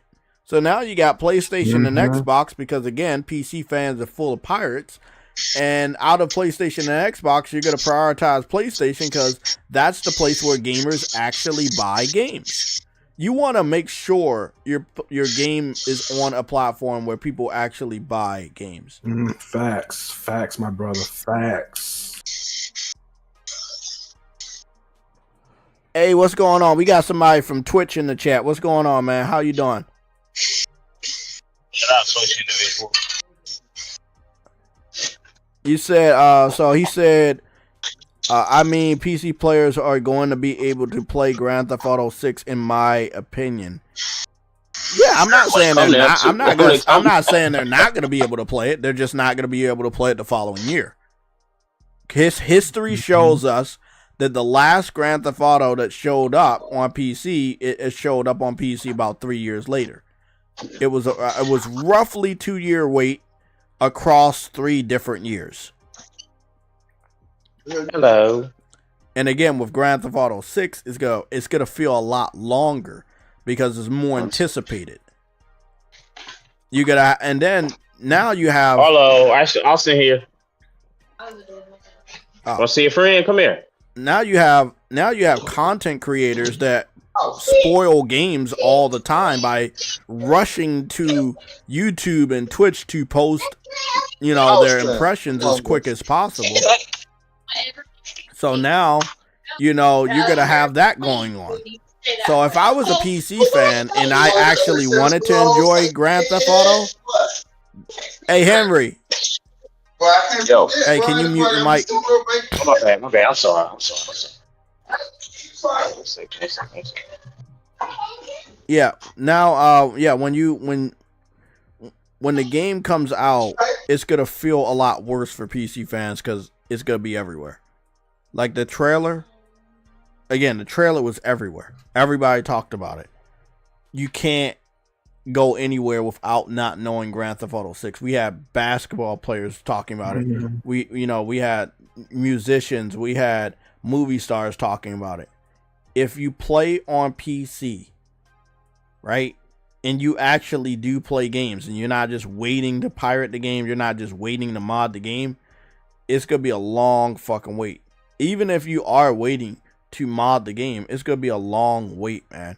Because first of all, you think that I know this stuff? Yeah, I'm in the console war, but Rockstar knows this shit. They're well aware of what you guys have been doing with Grand Theft Auto 5 with the role-playing shit. They don't make money off of that. Why would they give you Grand Theft Auto 6 day one for you to spin off their game and they make absolutely nothing? They're not stupid. They watched what you guys did and they said, oh, you guys gonna do that? We're not bringing it over there day one. See, if all you guys had to do is buy games. You just like Xbox fans at this point. You fucking yourself out of your own blessings because all you had to do was something simple. Buy the fucking game. Don't hack it. Don't pirate it. Don't mod it. Buy the game and play it for what it is. That's what developers really want. They spend all those hours and years in the game offices making these games as perfect as they possibly can just for you guys to spit in their face, mod the fucking out of the game. If you want to clip this and you want to be mad about it, be mad. You're still going to be waiting. And every time it's delayed on console, it's delayed on PC even further. I would predict if we're getting it 2006, you guys get it at the latest 2030. I tell you what, Jay, my computer's gonna be collecting dust as soon as that game be coming out because I got a PlayStation 5 Pro. I mean, I wanted to say one thing. Even if they were getting a game system day one, it'll be a Monster Hunter Wild situation all over again. Where most PC fans can't even run Monster Hunter Wild. They were having massive problems just running the beta. In Grand Theft Auto 6, come on, man, you've seen the game. A lot of these guys don't have PCs that can facilitate the greatness of Grand Theft Auto 6. One thing I like about console, they always put the game to the metal, make it the best possible. The optimization, yeah. That's what PC is kind of like. Well, I mean, somebody had told me this, and I don't believe it's true, but I still find it really funny. They said the developers don't optimize on PC because developers already know that the PC fans are going to pirate the game and hack it and mod it anyway. So they don't work as hard because they don't feel as appreciated. And we're not talking about the indie developers. We're talking about some of the bigger AAA developers that don't work as hard on PC ports. And I can understand that frustration that You work very hard on the game and you put it on a platform that's unappreciative of your hard work. And then they try to outdo you at what you just did. They try to change your artwork into something that they claim they made. Although all they did was do a spin-off. As a person, and as an artist, I would probably been mad too. Yeah. I would have been upset. I'd rather put it on a platform where they can't hack or Mike Johnson. Sorry, Brian. I just want to talk to Mike Johnson. Mike Johnson. He said they never made an announcement that is coming out the following year. Exactly. That's why I feel like if you're a PC fan and you're filling the heads of fellow PC gamers with the delusion that this game is coming out the year after it comes out on console, you're fucking crazy. They do not need you. Mm-mm. If anything, the sooner you bring it out on PC, the more money you will lose. Mm-hmm. Rockstar is a fucking genius. They know exactly everything about the PC community. They know you guys don't buy games. They know you're waiting to pirate shit. They have all the statistics they could possibly have to formulate a plan on, hey, well, we need to have this game on consoles for 3-4 years to make our money back. Then we drop it on PC because we know they ain't worth shit. Hey, Jay, you remember Batman Arkham Knight in 2015 when that game came out on PC? It was running like shit. Yeah, exactly. And the PS4 beat it. Yeah, it didn't matter. It didn't matter how powerful your PC was back then. They released whatever they released on PC because they already knew you were going to mod and hack the game. And again, Batman Gotham Knight is one of the most modded, hacked, pirated games on PC. Do some of the mods look amazing? Fuck yes, they do. But it is still modded to holy hell. Same thing with Grand Theft Auto 5. Like, they have a whole RPG thing on Grand Theft Auto 5 for PC that's modded. Rockstar doesn't make any money off of that. Rockstar is literally looking to PC fans, again, spin off their game, and again, have fun. That's what Rockstar wants. They want to make a game that has fun, but they want to make money off of it. So how does it feel when you do what you just did to Rockstar from these many years with that Grand Theft Auto role playing, and Rockstar doesn't make any money? Like, I'm tempted to ask Google this question to see if Rockstar makes money off of Grand Theft Auto role playing, and which I'm probably gonna do, and I know they don't. Does Rockstar make any money off of Grand Theft Auto role playing?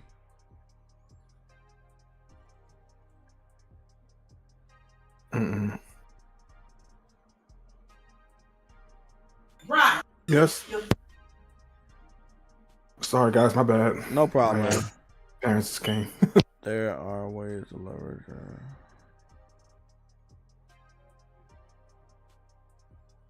Barbecue food is ready. Be right back, guys. Yeah. Don't worry about it. Yeah, there's no money to make. You can't make money off of it. Yeah, you can't make money off of it.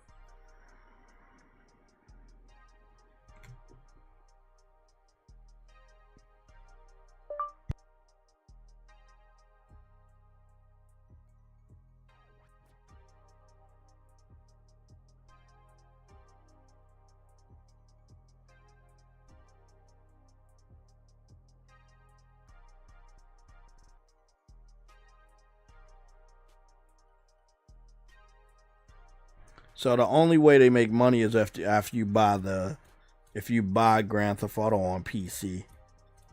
But a lot of the people that are playing, Grand Theft Auto role playing, them continuously playing through that, Rockstar doesn't make any money. Yeah.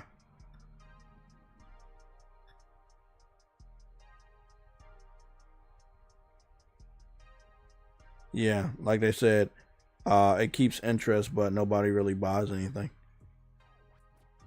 You can just get a pirated version of Grand Theft Auto 5 and play the Grand Theft Auto role playing.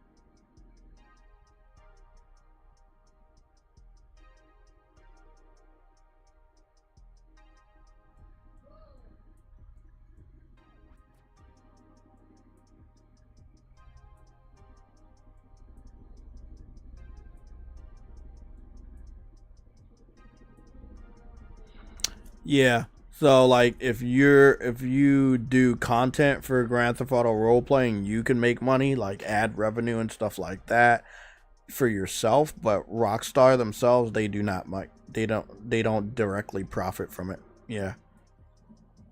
It says it right here. While Rockstar Games might not directly profit from every transaction within Grand Theft Auto role-playing ecosystem due to their policies on commercial exploitation, the role-playing scene plays a significant role in driving sales and maintaining interest in Grand Theft Auto 5 and Grand Theft Auto Online, which are major sources of revenue. That's not true.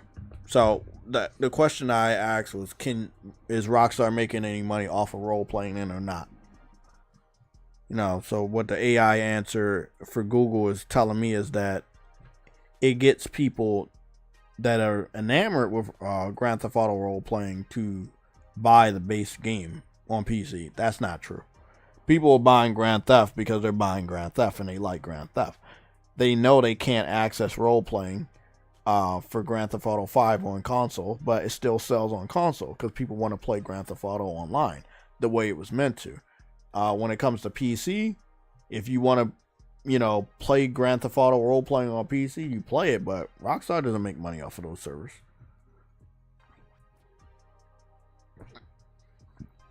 If anything, you're not going to make any money. Not even off of shark cards.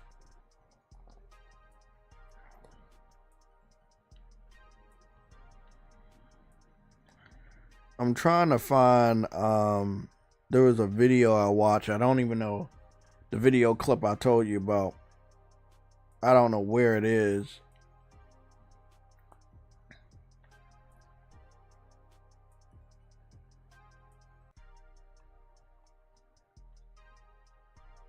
But I want to find it because he had a chart. He had a chart on it not, doing very well.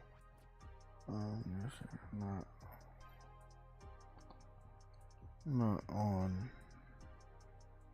PC.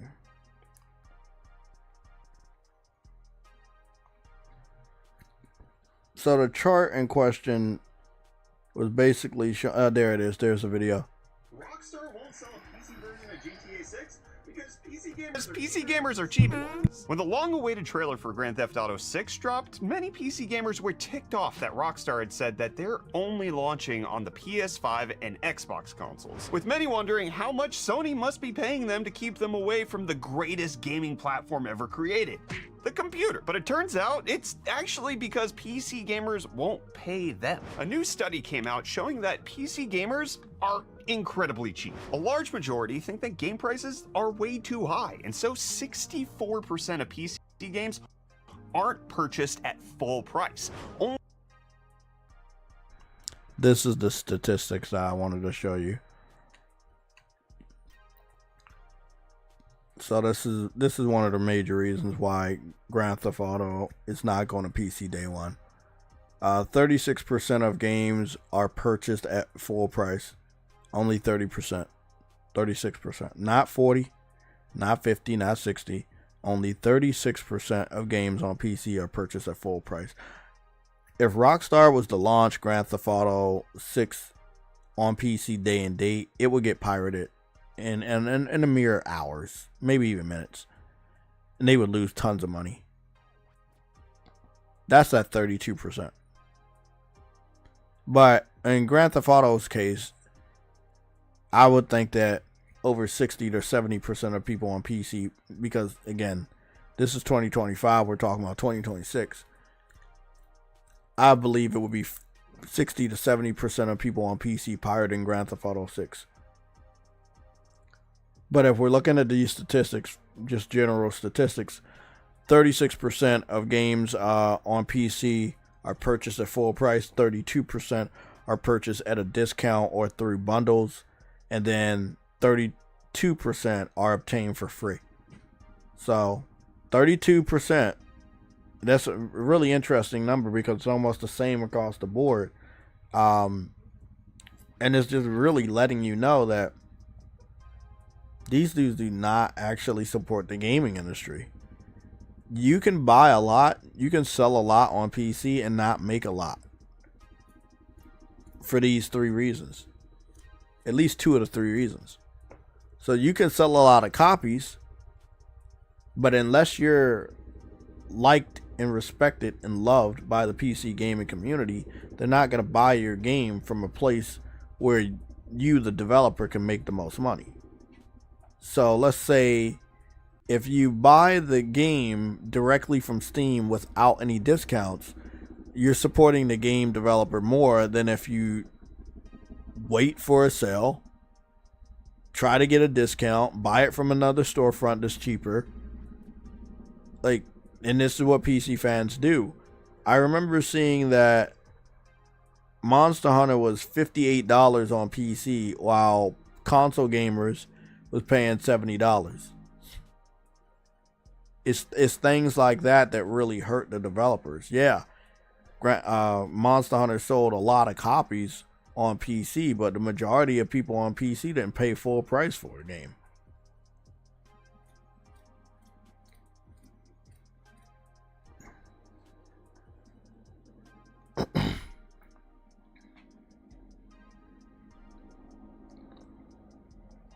So right here, this is the statistic. I want to save this dude's video.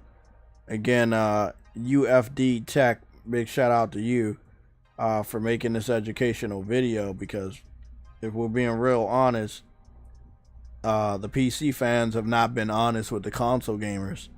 They always make it seem like the gaming industry is depending on them, but we already know the gaming industry is depending on PlayStation. That's where the majority of game software sales are made. We're not talking about indies that are only on PC. We're not talking about early access games that are only on PC. We're not talking about those types of games. Those strategy games that are only on PC. We're talking about the majority of big AAA blockbusters. The ones that are on all platforms. They always sell better on PlayStation. Sports games, racing games, all of that shit. Again, we're not talking about the PC exclusive early access games or indie titles. Nope, we're not talking about that. We're talking about the ones that developers make money off of that are on all platforms. PC is normally the weakest link for these 3 reasons. Again, just zooming in here. 36% of games on PC are purchased at full price. That's very low. That's very fucking low. That's almost 60 something percent, almost 60% of people on PC don't buy games at full price. Then 32% they purchase at a discount or wait for a bundle so they can get it even cheaper. And then another 32% pirate the game. I was told for the better part of 7 years now that the piracy on PC has went all the way down to 12%. I already knew it was bullshit when they was telling us. Now that we have more information on this subject and we have more facts, they can't lie to us anymore. We already knew they were pirating these games out their ass, but hey, it is what it is.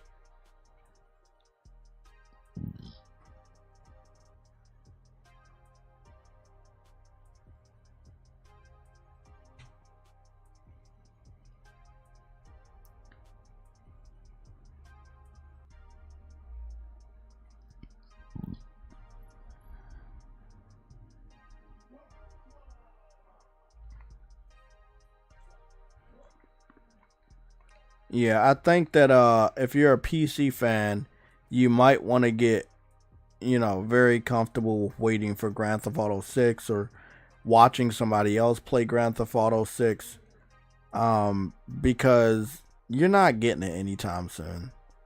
You're going to get a lot of spoilers. Oh, yeah, that is right. You're going to get a lot of spoilers, but, that's it. Oh no, Shuffle Gamer at it again. He says Grand Theft Auto 6 on PC now and makes it seem as though that you can play it, but you can't. Fucking little bastard. He does this shit all the fucking time. 35,000 people viewed that video because they were tricked into believing that you can actually play the game right now. The game is available for wish listing on PlayStation, but not you can't play it, obviously. That it's just really, really, really sad when you look at. Oh, I'm gonna watch this later. I've been waiting for this. Been waiting for them to do the Spider-Man video. Oh yeah, that's gonna be dope. Yeah, it's just I've seen PC fans buy PlayStations in the last 4 days because they want to play this game. I've seen them literally buy a PlayStation, a system they said they don't have a reason of buying because quote unquote PlayStation is releasing all their first party games on PC, and you go out and buy a PlayStation for a third party game. Make it make sense. Again, all the PlayStation first party games are going to PC, so you said there's not a reason to buy the PlayStation system. But then you go out and buy the PlayStation system to wait an entire year to play a third party game. I love it. I love the contradiction.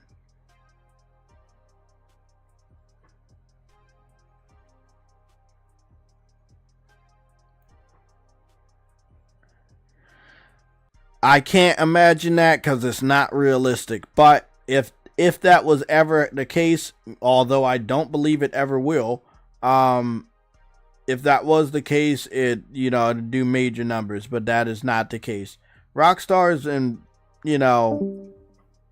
I feel like Rockstar is way too protective of their IP to ever do that. Someone could hack into the PlayStation and find a backdoor into having the full game accessible, and that could cut profit margins for Rockstar because people won't have to buy the game if you can hack into the demo and get access to the entire game. I've seen this multiple times where some demos are basically the full game, and if you tinker with it enough, you can have access to the full game for basically for free. PC fans used to do this shit all the time with betas and demos, and that's why a lot of developers are hesitant to put betas and demos on PC, because PC fans know how to do stuff like that. And there are people that do hack in and have custom firmwares on your PlayStation that can do shit like that. So yeah, Rockstar would never do that. Yeah, they would never do that. I will say one thing, man. This game is automatic game of the year. This is automatic game of the year. And again, I just find it severely funny that you do not need a PC to play this day one. You need a PlayStation. And no, we're not going to talk about Xbox because let's be real. You already know. Not a single person is excited to buy an Xbox for Grand Theft Auto. The first time you played Grand Theft Auto, you played that shit on a PlayStation. And don't lie. If you've been playing Grand Theft Auto since back in the day. Oh, I didn't see those alligators right there. Huh. That's nice.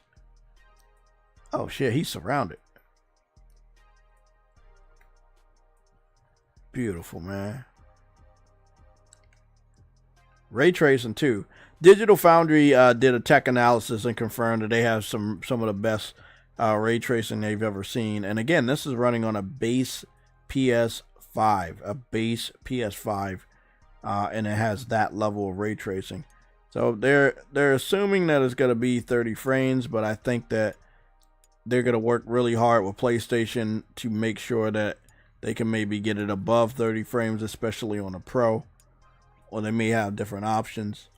I trust them. I trust Sony, and I know they're going to figure it out. And then whoop-de-doo.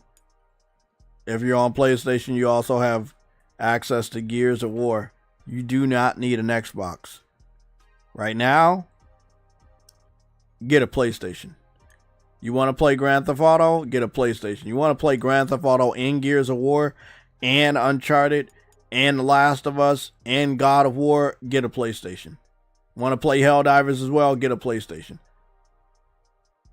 Get all that shit on a PlayStation. Final Fantasy, PlayStation. Oh yeah, man. It feels good to know that you don't need a PC. And a lot of people have known this for a long, long time. Let's go take a look at what the PlayStation gamers are buying in the United States.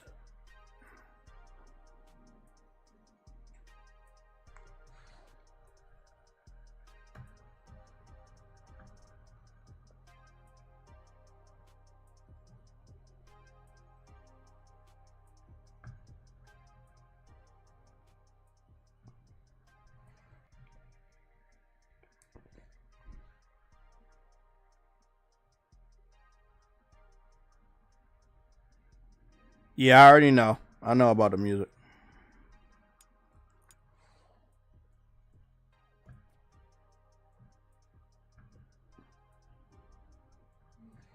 Let's see what we're buying. So we got Destiny 2 sitting high up on the pre-orders. We got Doom. And again, this is really funny because Xbox fans said Doom wasn't coming to PlayStation. I'll be picking Doom up much later. I have no interest in picking it up day one. It's sitting at an 84 on Metacritic, which is something I predicted the day before. Responding to the Metacritic question on Twitter on what you think the score would be, and I said 84. That's what I truly believed in my heart. And the following day, it did end up sitting around at 84. Well, at the time that I took a picture, it was at an 84. So we got Destiny 2, Year of Prophecy.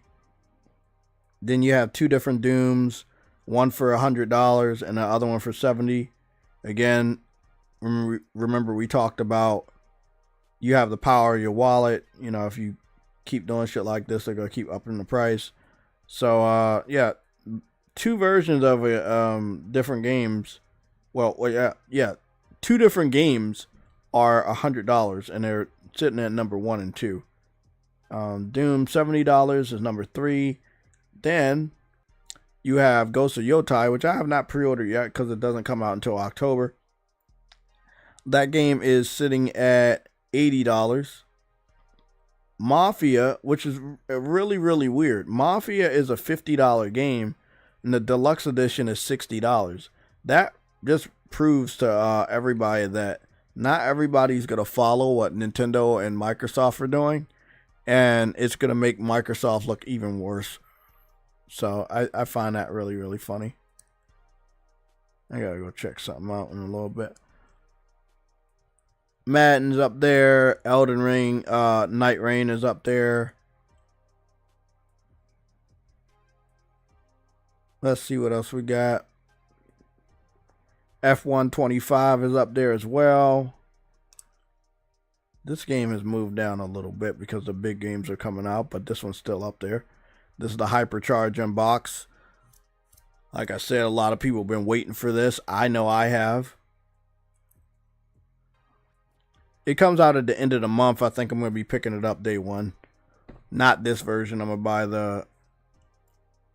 the cheaper version because I paid $20 for this shit on PC. And they're trying to charge us $30. That's $10. And, you know, that's $10 more than it was when I picked it up 4 years ago on PC. The game's been out on PC since 2017, I believe.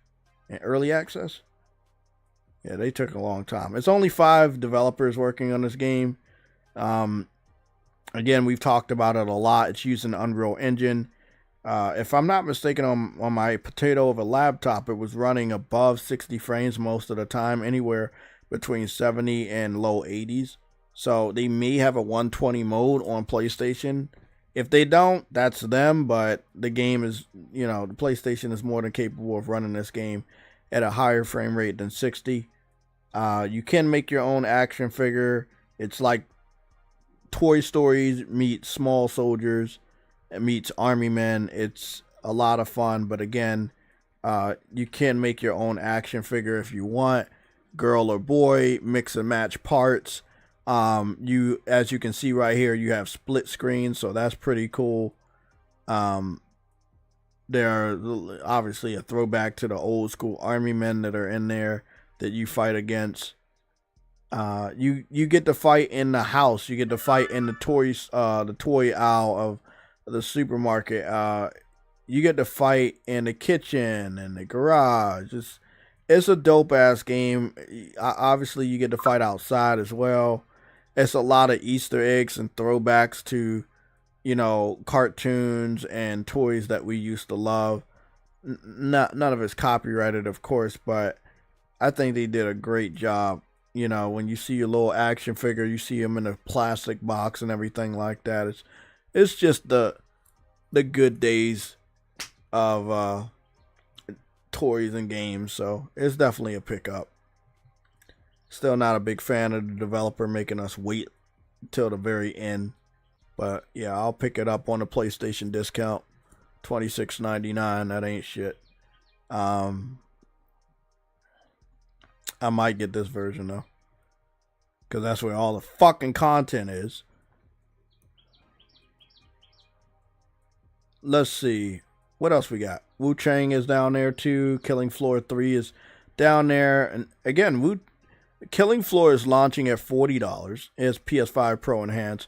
Wu Chang that's launching at $60. That is not PlayStation 5 enhanced. And if I'm not mistaken, this game is day one on Game Pass. I'll be standing clear. I need to see some more reviews and more raw gameplay. But it is a Souls game with a female protagonist, but it's looking good, right? It doesn't look bad or anything. You have a pretty attractive female character. It's kind of like giving me like Black Myth Wukong vibes a little bit, just a tad bit. So, if you want to be like if you want to be a ninja or whatever outfits you want to wear, you got on here. It's dope. It's dope enough. It's just so much happening with Grand Theft and some other bigger games that a lot of these smaller games are getting lost in the sauce. But again, what we're seeing is that a lot of these game devs are not putting their games out at $70. They're not putting their games out at $80. So I feel like Nintendo jumped the gun. I feel like Microsoft jumped the gun. This, Hypercharge Unbox is $30, and this is really funny right here. Hypercharge Unbox is $30. Killing Floor is $40. Wu Chang is $60. And then you got Rematch that's launching at $30 as well. So a lot of this one's $50. Tony Hawk Pro Skater 3 and 4, that's also launching at $50. This game's launching at Blades of Fire. That's launching at $60, but it has a PlayStation Plus discount that brings it to $53.99.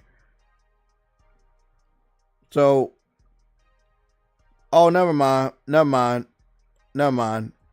Wu Chang is launching at $50. My fault. I said it was launching at $60. Wu Chang is launching at $50.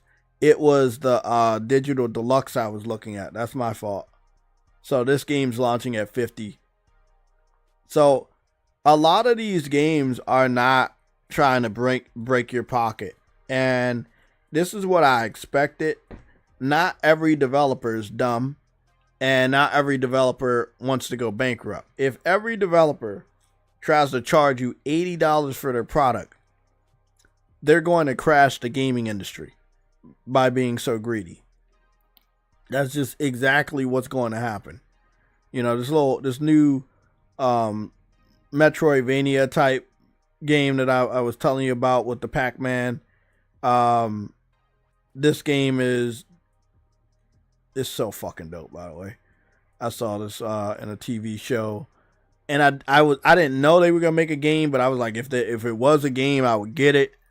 And you're this fucking guy, and you got a sword, and you're killing things, and then there's like a fucking Pac-Man there, like a Robo Pac-Man that's following you around, floating around, and keep telling you to eat shit, and eat everything, and then you end up he ends up eating you, and then you turn into Pac-Man and shit, and it's dope. But this game is coming out at only $30. This is a day one. You know, I've been playing a lot of Metroidvania games over the last 5 years, so this is a day one pickup.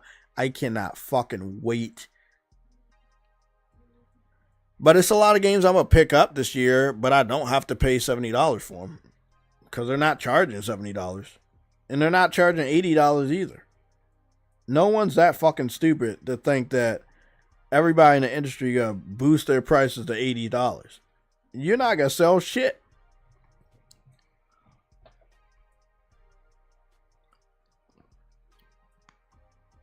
Samurai Beast Warrior, you say PS5 need more JRPG exclusive, JTech.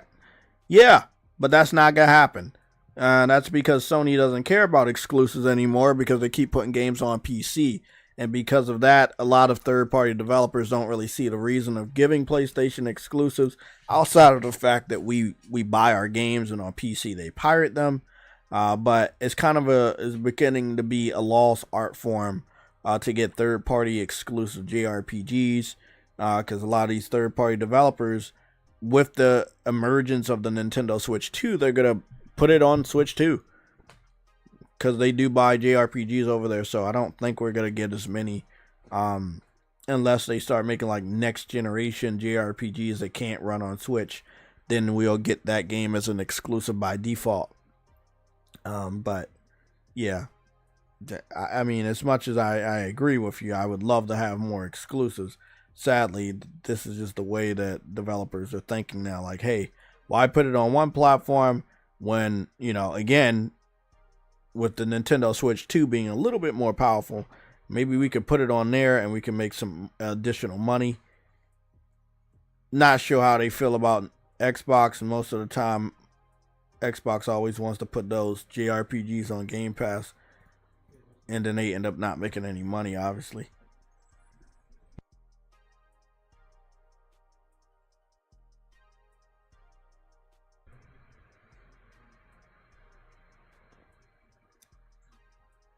I'm trying to find out what my next JRPG is going to be. I've actually been playing a lot more Western RPGs, you know, with Mandragora. I think that's from a team in Europe, if I'm not mistaken. You know, Elder Scrolls Oblivion, you already know that's from Bethesda. So that's a Western RPG. You know, Jedi Survivor is not a full-fledged RPG, but it has RPG elements. Monster Hunter Wild was an action RPG from Japan, but just an action RPG, not your traditional JRPG. So I don't know, you know, the last JRPG game I think I picked up was Grand Blue Fantasy, and I want to jump back on there and really like dive in for like 4 or 5 hours and just level up and grind and progress through the story. That's what I want to do. Some of the enemies are a little spongy, so I definitely want to make sure I'm a little bit more powerful. I'm really, really disappointed in what happened with Grand Blue. Like, I think it's a great game, but sadly, you know, it was, you know, you got all this microtransaction type shit going on. Like, you know, these are pieces that I need to upgrade my stuff, and it's hard to find this stuff in the game. I have not came across this at all, but I see that they're selling it. That's pretty fucked up. I do miss the days of JRPGs where the game was intact and you could play through the game and enjoy it and get everything in the game. Same like fighting games back in the day where you could just play a fighting game and unlock all the characters. But now everything's monetized and they chip off what the full game is supposed to be in order to try to charge you additional money. That is one of the things I do love when it comes to some indie games like Mandragora. All the content's there. You know, any enemy I fight, if I fight that motherfucker enough, he's gonna drop the pieces of the armor that he's wearing, or even the weapon that he's using, or shield if they're wearing, they're using his shield. So that right there in itself is, you know, I don't know, man. It's a lot of developers out of touch. They lose enough money, they won't be out of touch anymore. Expedition 33 is a game I'm definitely looking to buy, but not right now. Later this year. I do remember that the game is day one on Game Pass, and that is affecting my purchase. I do know it's a great game, but I'm standing on principle. I've never been a follower when it comes to that type of shit.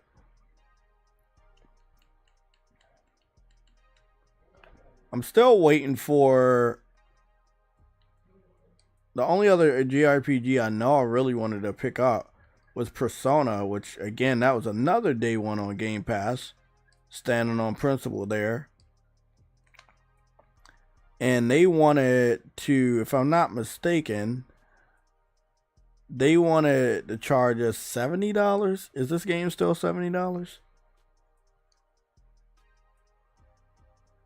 Let me view. Yep. The game is still $70, but you can play a trial of the game. What Game Pass should have been. You can play a trial of the game for 3 full hours, but the offer ends June 16th, 2025. Now, it's still $70. The game came out February 2nd, 2024, which was at the beginning of last year. And we're almost in the middle of this year, and the game is still $70. Now, I'm well aware that the physical version of the game is like $20 or $30 something. And I do need to get my disc drive, and I think I'm going to be getting that at the end of this month. I'm just going to bite the bullet and get it at the end of this month. I got Death Stranding pre-ordered, so I'm just going to go do that and get me a new plate for my PS5 while I'm at it. But yeah, it kind of sucks that the game went to Game Pass, although Persona made its name on PlayStation. Argue with somebody else if you don't believe, but Persona made its name on PlayStation, and the fact that they put this shit on day one on Game Pass and then charge us $70 is fucking stupid. And again, the game is still $70. Hopefully they don't make the same deal if they do a remake to Persona 4 Golden, which, if I'm being correct about that, if there's any type of marketing deal for Persona 4 Golden, it should just go straight to PlayStation. Fuck that.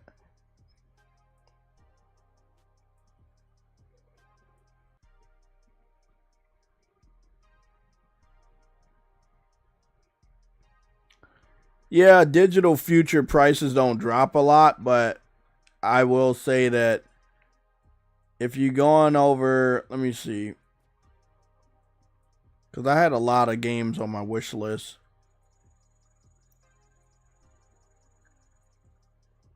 A lot of games do go on sale, a lot. And I think a lot of my games that were in my wish list, they went on sale multiple times. Or they've been reduced multiple times. Okay, guys. What's going on, Brian? I'm full. Barbecue. I can't eat no more. Yeah, but a lot of these games went on sale multiple times. Like Omen of Sorrow, that's $20. It's currently on sale for $4.99. I need to pick that up. What else was on sale? I missed the sale just probably about 2 weeks ago. I think I missed a good sale where most of my fucking wishlist games were on sale. Yeah, I think I missed the sale. Octopath Traveler is marked down. It's $60. It was $60. It's marked down to $23.99. I'm gonna be honest, because they made us wait so long after it went to Switch, it's still not worth it at $23.99. It can go much lower than that. Again, the game is old as shit. Yeah, I don't think anything else is marked down. But it's in my... All of these games are in my wish list. Until, maybe they do get marked down or they eventually come out.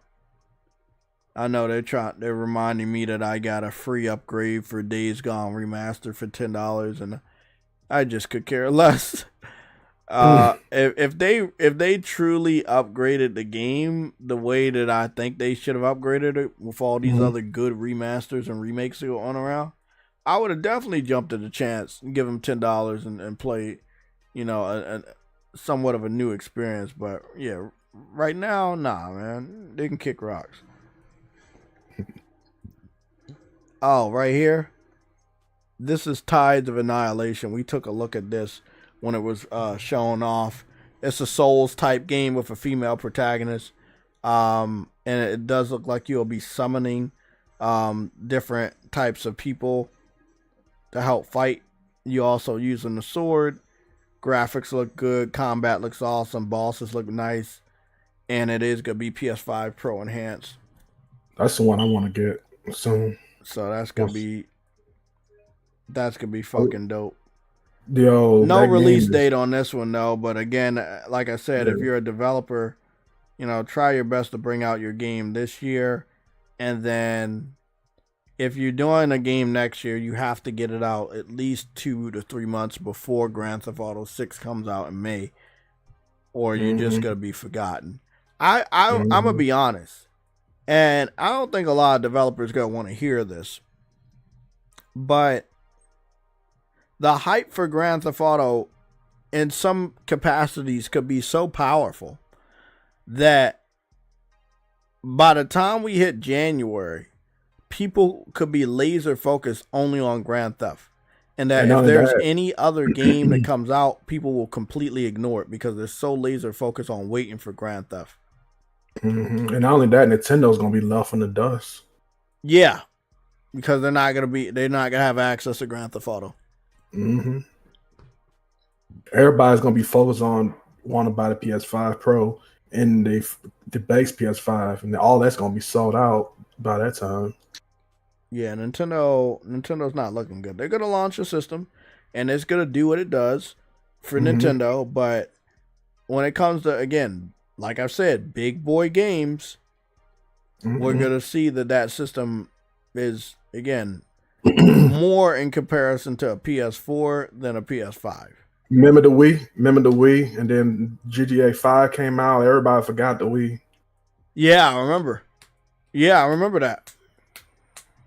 PS3 was selling out like crazy because But again, GTA at the 5. end of the day, whose fault was that? That was Nintendo's fault. Nobody told Nintendo to go cheap when it came to power. And this is one thing they keep doing. They keep going cheap when it comes to power. I want them to go hard. Yeah, I think this is the last generation that you would ever see Nintendo go hard. I just don't think that they're ever gonna go I don't think they're gonna go hard like that ever again. No homo. I just don't see them ever doing that, man. Sadly, that's just them right now. That's just how they are.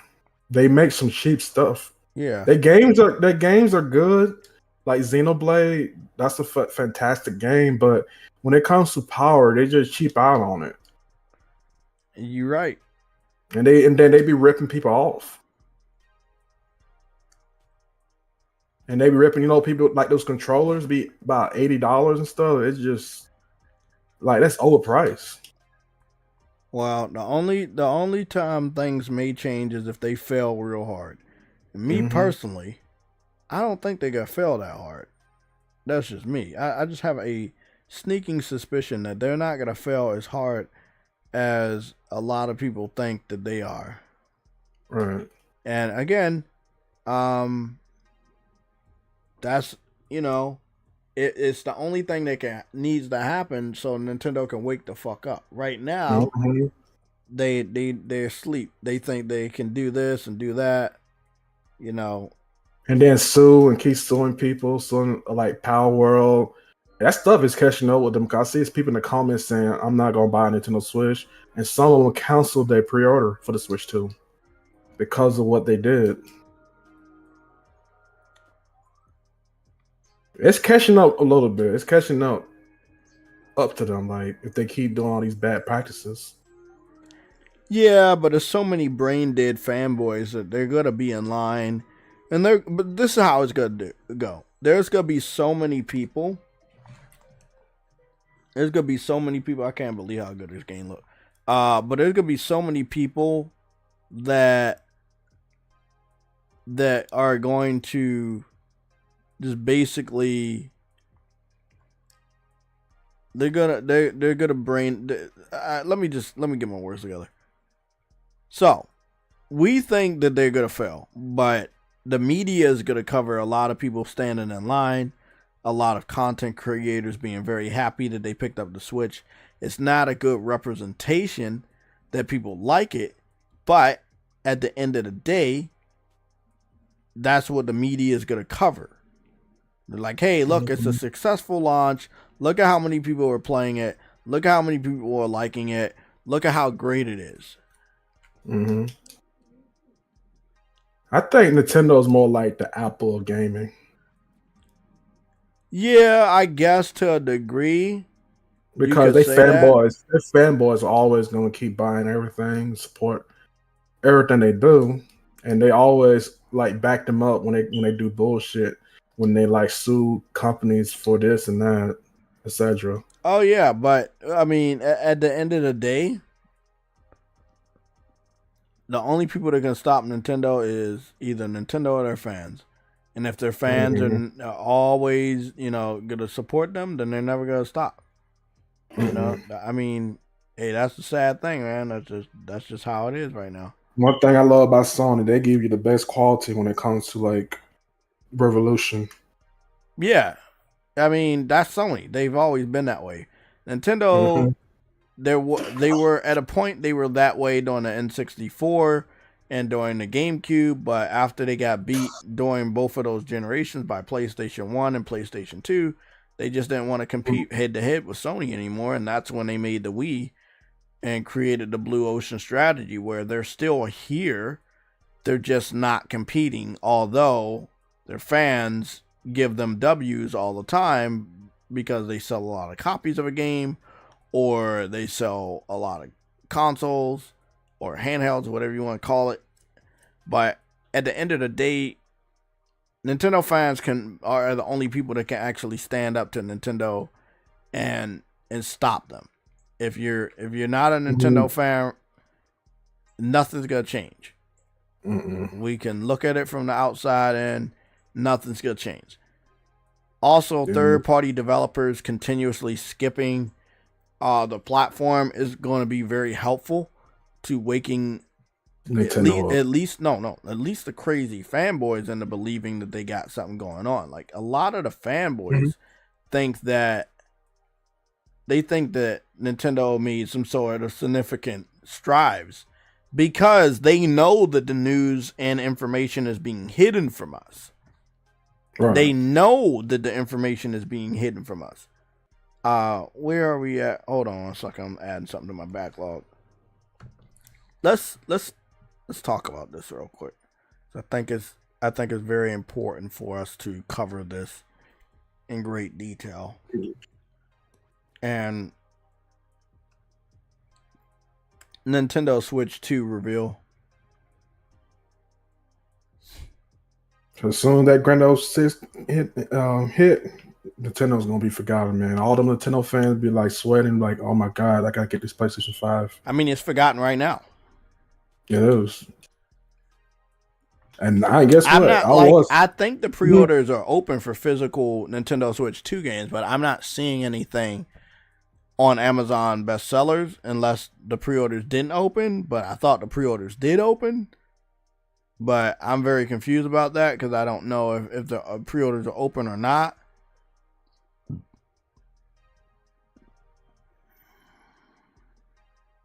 Tell you what, this feels like the Wii almost again, because the reason why the Wii was kind of successful, it's the Wii U, not the Wii. The Wii was successful, right? The Switch was successful, but the Wii U was not successful. I don't think the Switch 2 is going to be successful. Grand Theft Auto is going to kill the Switch 2, and many other big AAA games are going to kill it. This is how it's going to happen. Either the game skips the Switch and the developer doesn't give an excuse, or the game skips the Switch and the developer does.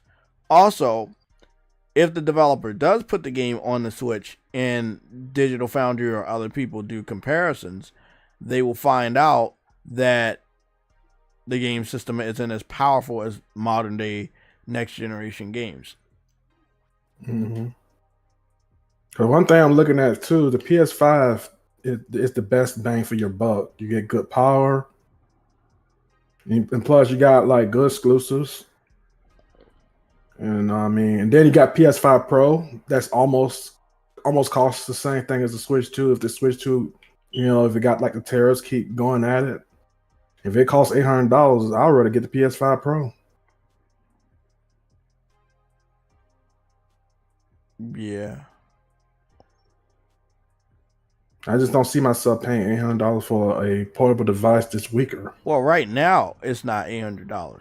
Not now, but right now it's just $500 or about $500 for the bundle, $450.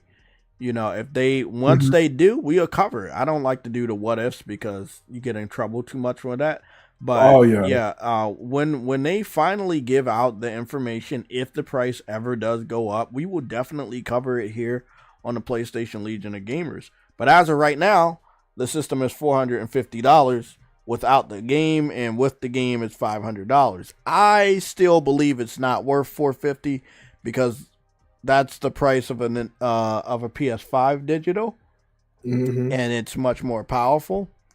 If you bundle a game with this system, like Mario Kart, you get the PS5 physical at $500, and you can download Astrobot for free. Well, actually, it comes with the console. Every game, every console comes with Astrobot. So with that being said, you're already better than Switch. Then you have tons of free-to-play games, multiplayer games. You got demos out the ass on PlayStation 5. So if I'm talking to like a new gamer, like why would you buy a PlayStation 5 over Nintendo Switch without mentioning Grand Theft Auto 6? It's just those types of elements, and the fact that it's a much more powerful, capable console that can play all the type of games you really want to play. However, if you are a Nintendo Switch fanboy, buy a Switch. If you're not, probably don't buy a Switch. You'll be wasting a lot of time and a lot of money. I'm a little bit of a fan, but not too much. So this is what I'm not understanding. The game system is coming out June 5th.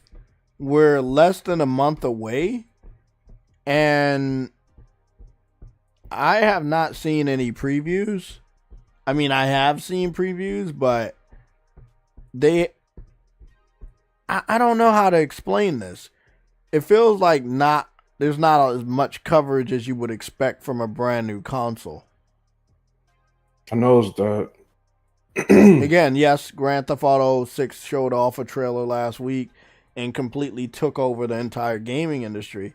But, Nintendo, you got like less than a month until the launch of your new console. How cocky can you be to feel like you don't need to market this shit at all?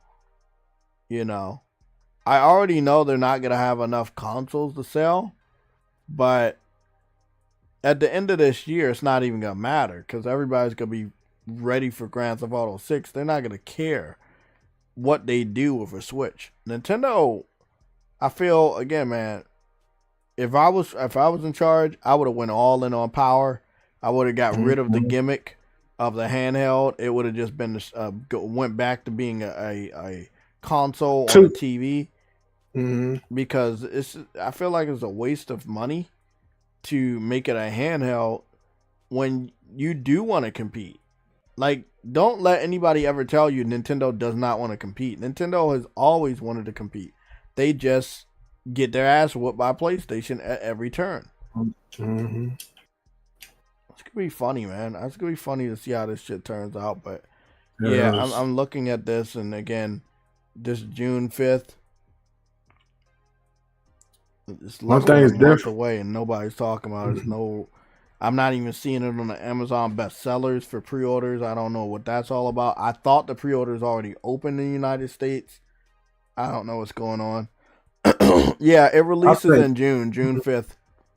I think this generation is something interesting, man. Like Xbots they on their way out with just being third party.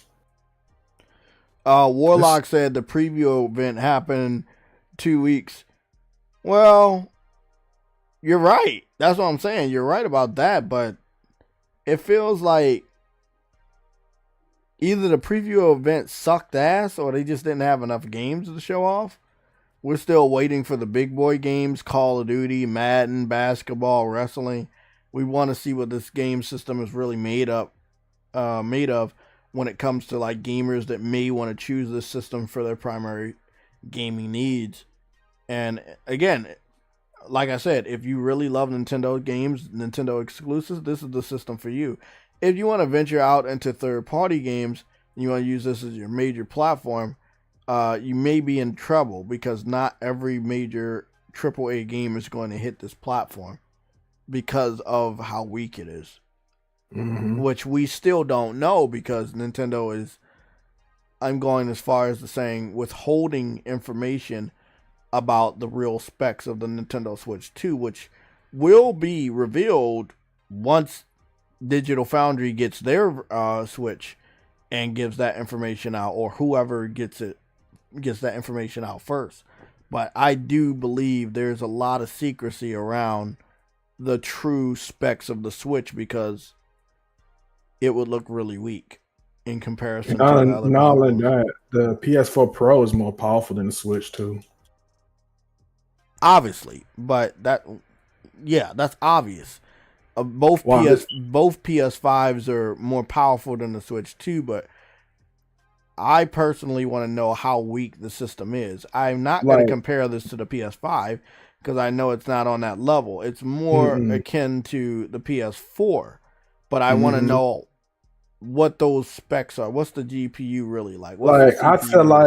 I feel like with the Switch 2, it's taking me back to 2013 because of PS4, getting that PS4 levels. Yeah. That's what it feels like. When you buy the Switch 2, it feels like you're taking you back at that time because of its hardware. Oh, you said the pre-orders open on all retailers except for Amazon. So why didn't they send any to Amazon? I didn't see a single game on Amazon. Are they not sending games over to Amazon either?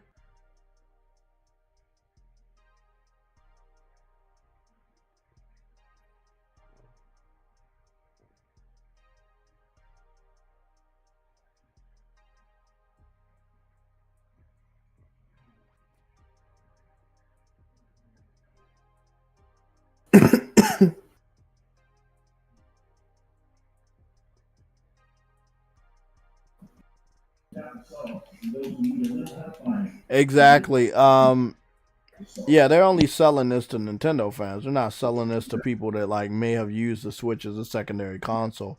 Which, again, I think the people that use the Switch as a secondary console are well aware that this is not gonna be the platform for them. Mm-hmm. They just buying it for Zeldas, Mario's, Metroids. Yeah, but that's the thing. Like, except for Mario Kart, all the games you just named can still be played on the original Switch. Mm-hmm.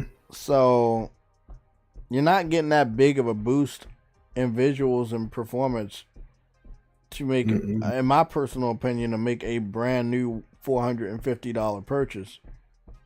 Yeah. Again, no, you're right.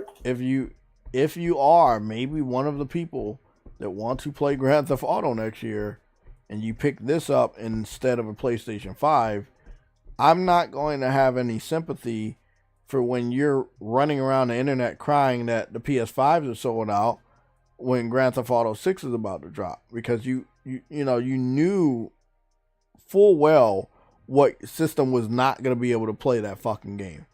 And they showed you in the last trailer that the Nintendo logo was not there. So if you go out and buy a Nintendo Switch 2 and not a PS5, you get what you deserve. You know? I'll wait till a year or so. What's going on, Arnold? How you doing, man?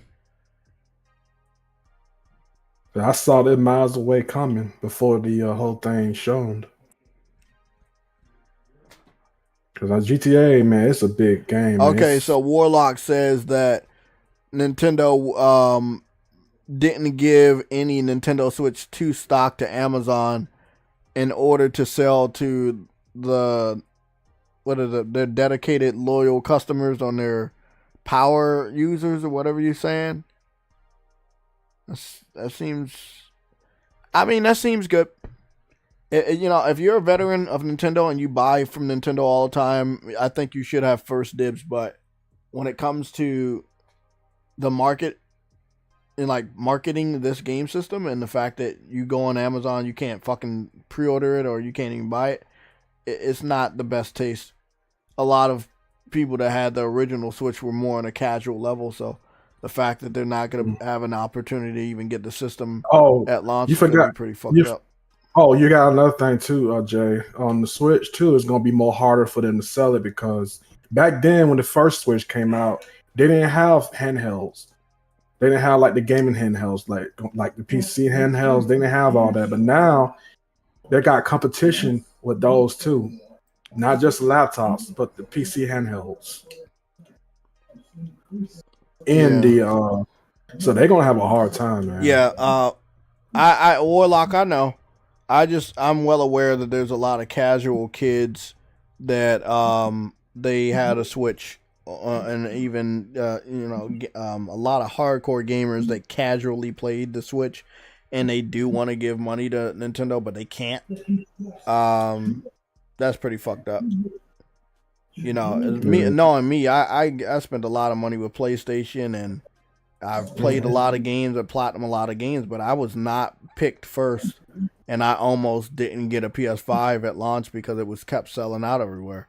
So it's a pretty fucked up thing because you may just be right underneath most valuable customer, and you'll get locked out of buying that platform. So it's a pretty fucked up situation. Sure it is. You want the right people to get a platform because they could, no offense to anybody that takes offense to this, but they may be able to market that platform better than the company. Like, I don't pride myself on being a marketer for PlayStation, but there are tons of gamers that were inspired to buy the game I was playing because of the way I was playing the game. They wanted to check the game out. But we don't know how that's going to be with Nintendo. We don't know what they're going to do when it comes to copyright and shit. It's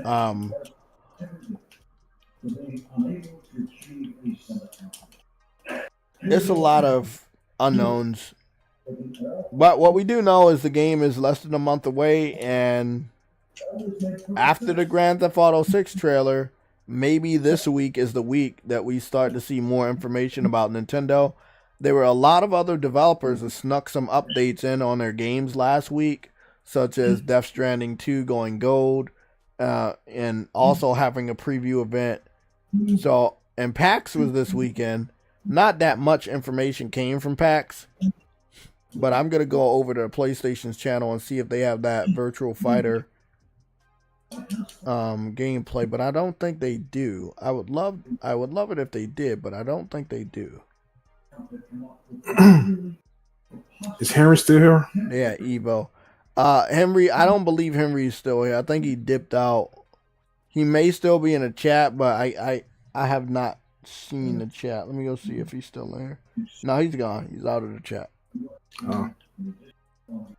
I'm just looking. No, they didn't post anything new right now. I'll go check it out. I'll go look for it myself. I think Nintendo is at a point where they kind of clockier at the moment. Where ever since the Switch. Well, if you sell over 100 million consoles, you're gonna be cocky too. Looking at PlayStation. PlayStation was very cocky going from PS2 to PS3. They were very cocky. So, selling 100 million consoles will do that to you. Mm-hmm. As for Microsoft, I don't know too much for Microsoft. With 360, they were cocky. Oh yeah, going from 360 to the Xbox One, they were very cocky, and cockiness leads to making missteps.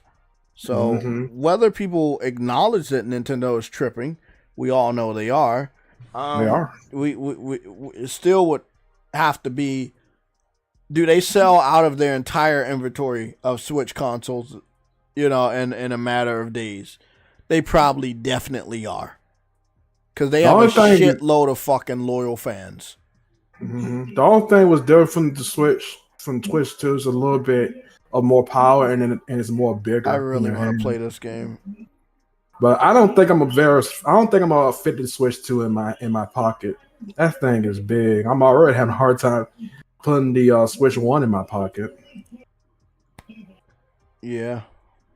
That's a big console, man. A big, not console, but handheld, you might as well say.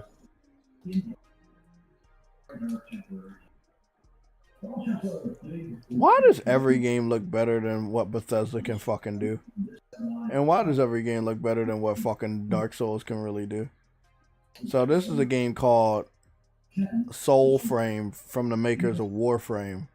And they're making a Souls type game set in Norse mythology. And it just looks so fucking good. It's definitely a day one. Whenever they announce this shit, I think that it's currently in early access on PC. But when they bring this shit over to PlayStation, this is getting picked up immediately.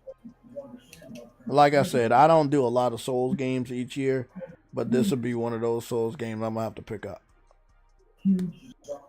I gotta get it.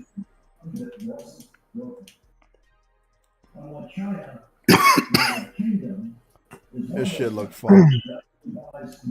This has to get got. This looks like a day one. Yeah. This is a day one. Fuck it. I'm putting a stamp on it. This is a day one buy. We've been covering this game for a couple years now. I think that it might end up coming out this year.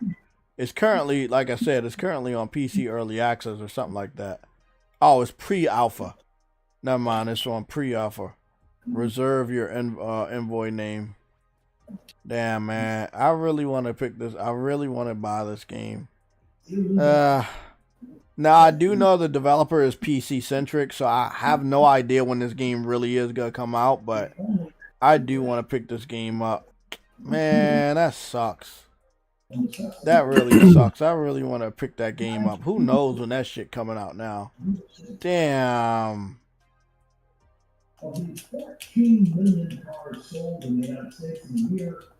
Darkest Days official trailer. What's Darkest Days?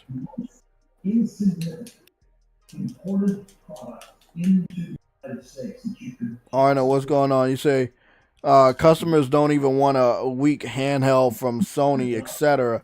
Nintendo Switch, but they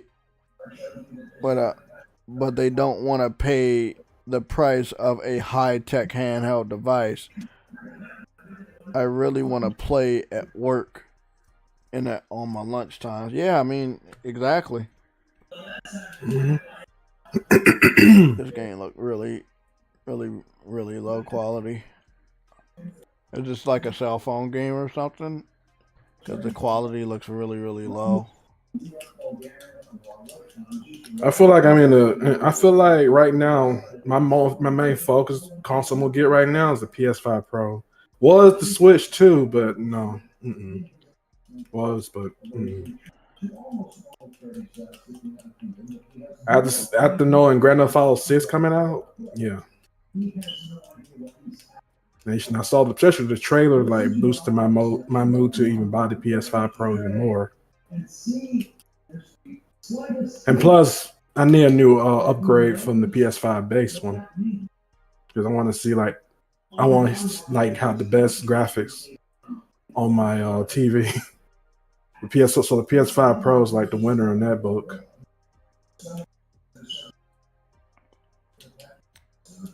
They had a hands-on preview for Tony Hawk. I didn't even get to see this.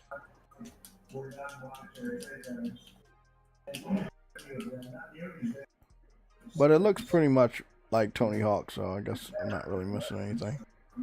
Why they do the video in 1080p 60 instead of 4K 60?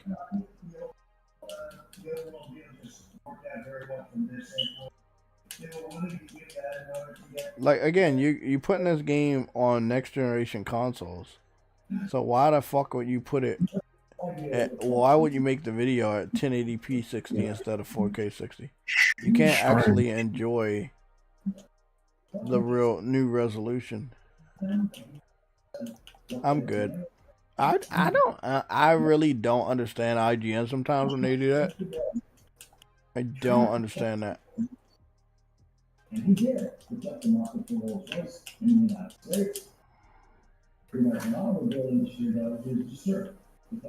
Man, this boss is hard. What game you playing? Fantasy Star Online 2, New Genesis.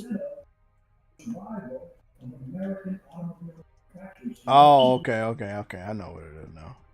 Yeah. Trying to beat this boss with my teams. You play at work on your Steam Deck? Because my Switch One was overdue for an upgrade. PS5 Pro isn't that much of a difference in my opinion, in my experience. I'm gonna have to disagree. Yeah, the PS5 Pro is much different than the PS4 5, and I put this shit through its paces, as well as the normal PS5. I put that shit through its paces until I got this one. So yeah, it's much different, especially when you look at games like, you know, Monster Hunter and Final Fantasy 7 and shit like that. Right. Yeah, it's much different. It's really all about the games you're playing is showing it off. Not every developer is fully taking advantage of the Pro, and at the end of the day, it's their fault. It's not the consumer. It's the manufacturers. Well, guys, I think we about to get up out of here. It's 4:44.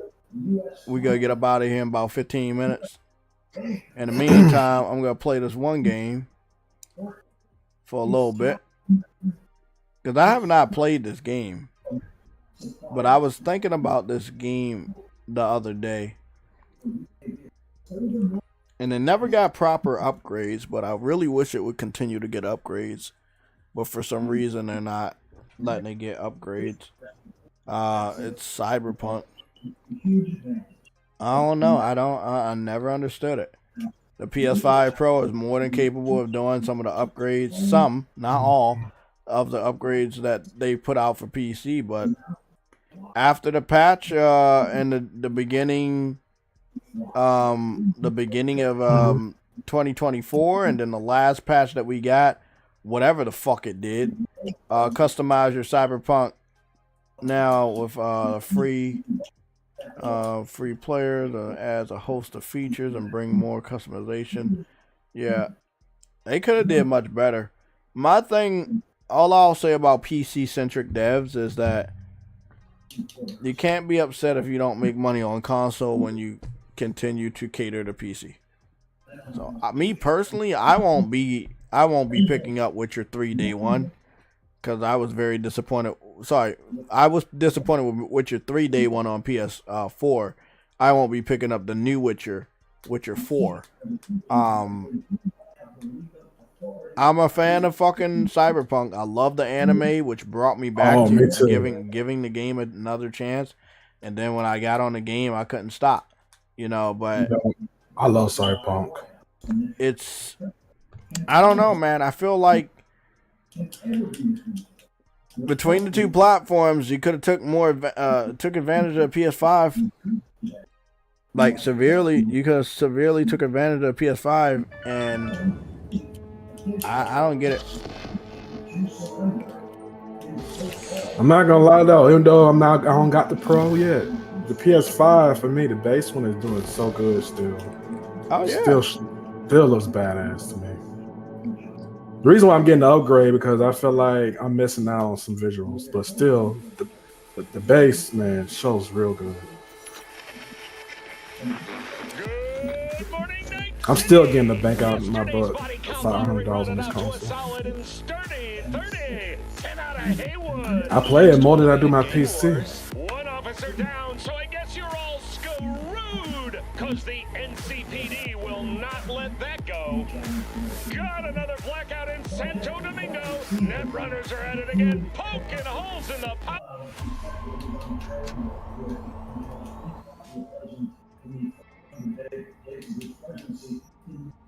Hey Jay, do you still like do fighting games?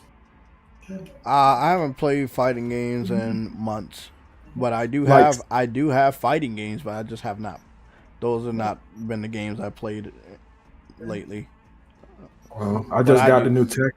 Oh yeah, I've been at that. Which one? 8? Tekken 8. Mhm. Yeah, I got that. I got that day one. And me and True Woody was on that a lot. Street Fighter 6. Me and True Woody and everybody else, we was on that a lot. Oh, I got that. I got that Yeah. one too. Yeah, I mean, if you guys want to play, let me know. I mean, I'd love to play. I'll talk to True Woody tomorrow and see if we can set up some play sessions. I was playing the Tekken 6 long years ago when it first came out on the PS4. It was a good one too. I got most of all my characters on lock on that one, and down on the story modes. Here we go. Yes. Cyberpunk. So this is yeah. Cyberpunk on PS5 Pro. Again, like Warlock said, each their own. Some people can see a difference, some people can't. Some people blame the hardware, some people can blame the developer. I blame the developer. The technology is there. If they don't take advantage of it, you may not see a difference. It does not mean the hardware is not worth it. It means the developer is not taking advantage. Like they're not using the Yeah, full, they're not using it. They're not using it to a full capacity. They're not utilizing the CPU and the GPU to its capacity, full capacity. So, hey man, I can't force these developers to do right and try to convince everybody. If you don't see value in the Pro, do not buy it. If you see value in the Pro, pick it up. The reason why I see value in it because they had Monster Hunter. Yeah, for Monster Hunter, like there were lots of other games, not only Monster Hunter, but Monster Hunter was a main game because. And then at GTA 6, bro. And again, it's gonna be like that down the line. Like when it comes to performance and resolution, if you know what you're looking for, you're going to see a difference. And not only that, it's the future proof for other games to come. Yeah. Because games are gonna start pushing their graphics hard, especially with ray tracing. Oh shit! Oh shit! I was about to go do that stupid ass fucking side main mission. I don't want to do the main mission, man. Shit, no, that felt. I'm kind of halfway done with mine, but right now I'm also doing the side quests for now. Before I even go back to the main mission on mine. Oh yeah. Mm-hmm. Well, this is the thing. I've done every side quest available on this game. Oh shit. Yeah.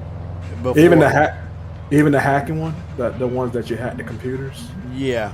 All of the ones they gave me available at the very start of them giving me access to the city, I did all of them. Nice. So what's crazy is now I got the main story, which I kind of don't want to do because you don't know. Some games, when you start the main story, they start locking other aspects of the game off. That's why I always like when any game gives me access to the entire map or start to give me some freedom. I kind of just take advantage of it and just play the fuck out of it that way, and then I do the story whenever the fuck I want, or do the story. Did you make the character black or? Yeah, I made my character black. Same here. Always. I don't. Yeah, I always make my character look like me. I almost picked a female, almost, but I just went with the guy. Let me see. Because I like talking to the women on the game more as a guy in the game. Sid, you do not look so bad. Then, in the car, I doubted you would survive.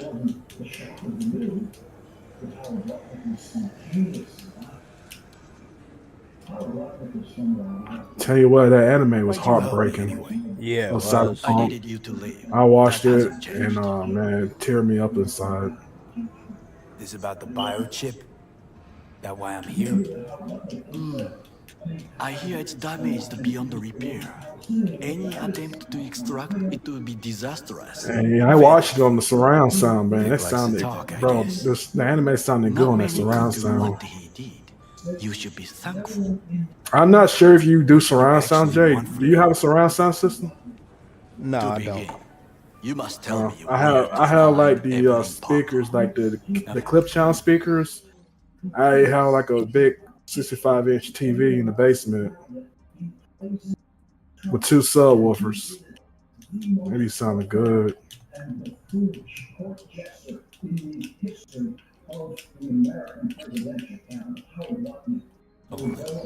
What's she to you? She and Yorinobu Arasaka had intimate relations. She knows how to get to him. Thinking I ought to have a word with her myself. She promised to help me get rid of the chip. I would not count on that. She's likely gone, very far away. Why you figure she skipped town? I tried to locate her, but had no success. I suspect she covered her tracks. You said Parker could help you remove the relic. Does she work for a corporation?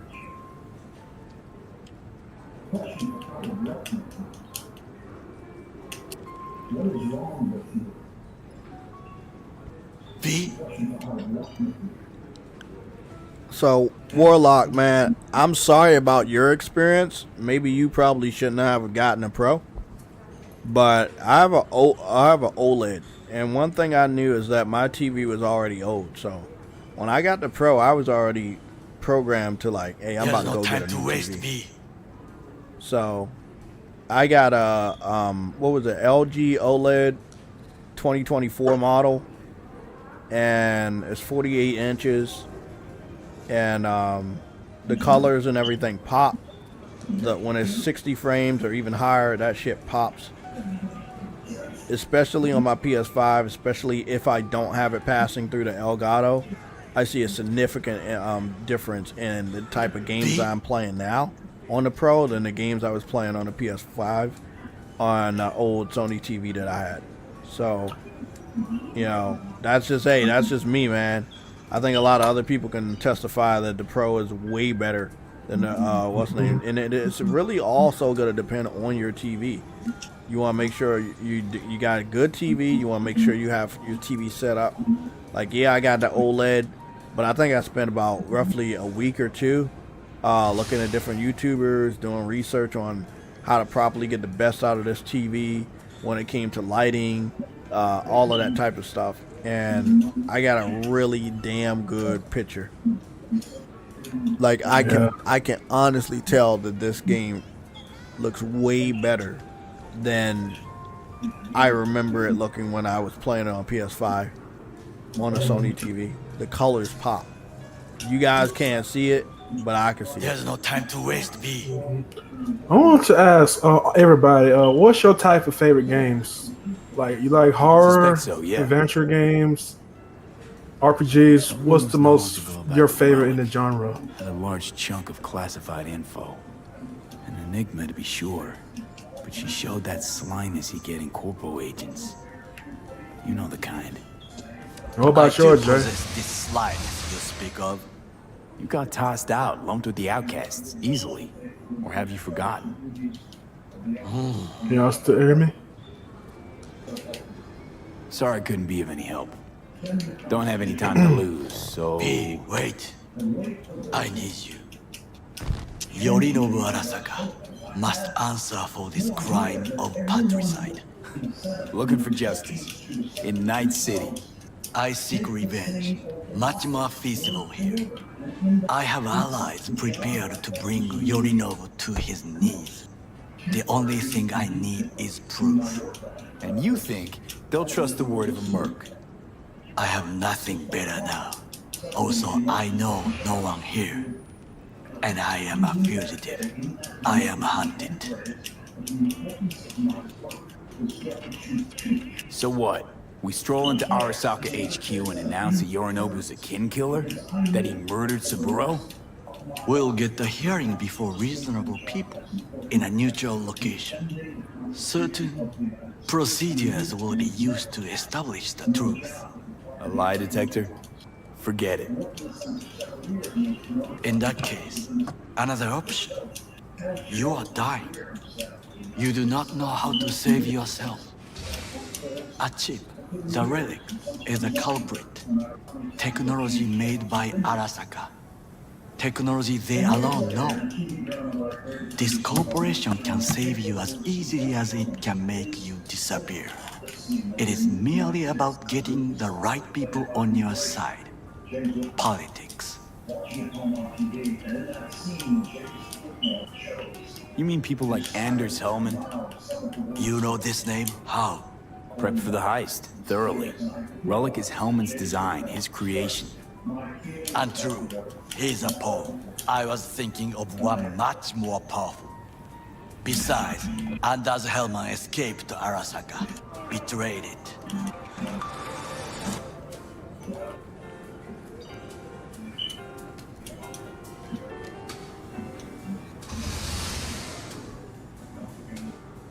Oh, that's cool, Warlock. That's what's up. I would first like to ask you. Sure, I gotta finish the story on mine. I already finished the Final Fantasy VII remake. I'm just need to finish the second half of it. Shit about that corpo cunt. What did The you one say? with Yuki. You heard me. Let it go, Takamura. At least one of you's got some. And then sense. I'm gonna switch over to Final Fantasy VII Rebirth.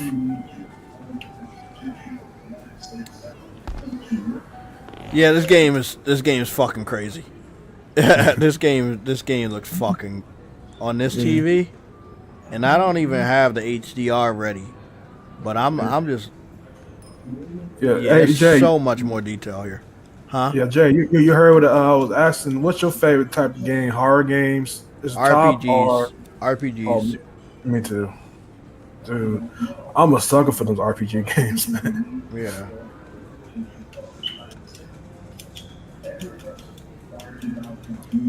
I'm thinking about getting the Dragon Quest Tom's games. alright. Not afraid to speak Oh his mind, man, that's you all. gotta love. Well, I mean, if you like turn-based, 11's good. He reminds me of my Oh, father. yeah. He also worked in a kitchen. Because I all his life. got the one for the PS2 long years ago. Loved it for the PS2. Last thing we want to do is But draw the thing attention. is, though, you have so many sorry. games to play. I'm You know, it's stupid hard. to Like reflex. I did got into it, but I had so many games to play Thanks for the offer. on my PS3. I had so Need to many, think like about it. Assassin's Creed, Get back to you. Drake. What's the need other game? time What's to plan. that game? Oh, Uncharted. You Man, stand to I had a gain whole lot much of if games in you my help backlog. me. All I ask is that you do Like not sometimes I do leave get this. to it once I completed one of Why my would I games. leave? Need help. Best chance I'll find the right person here. Someone other than Arasaka specialist? There's no one. No alternative. Actually, we just talked about some.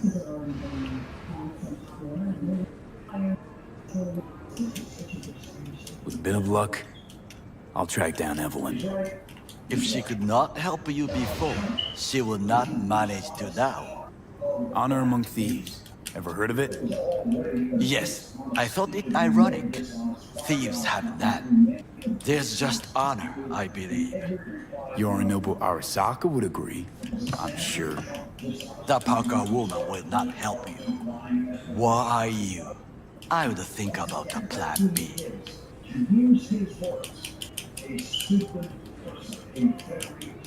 Anders Hellman. He invented the relic. If I want to get rid of it, he's my man. And if that means picking another fight with Arasaka, so be it.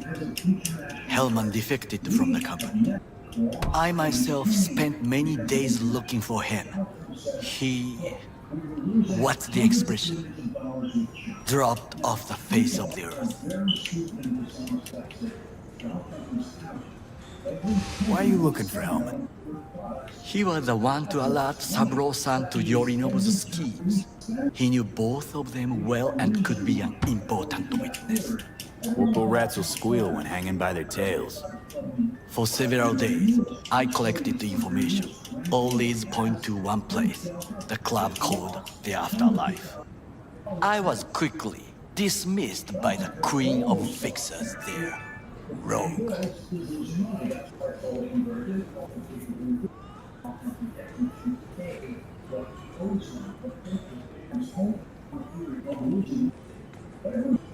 V? Facts, man. Doubt too, bro.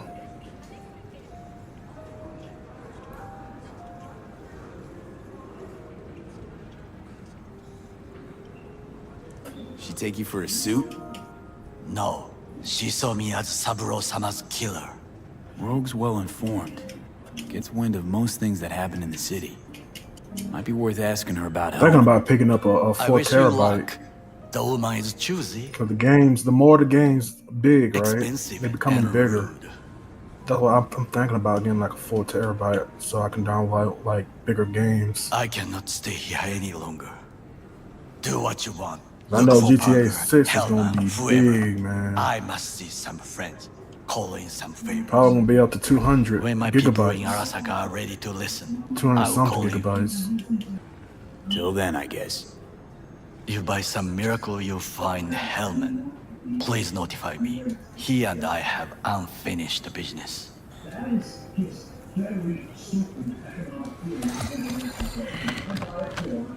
Zapper doubles and filth. In some ways, Night City never changes. I like buying the Samsung. I don't know about you guys, but I always like buying the Samsung SSD, the M.2s. They're real good. They got good read speeds. You know, you got some All nerve. First you had to kill me, now you want to be my pal. Make like nothing happened.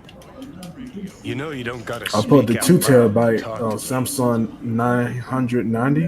What do you I want? got that on my Nice PlayStation 5. process, some shit. Changed my mind. Don't want you dead anymore. Go fuck yourself, dickwipe.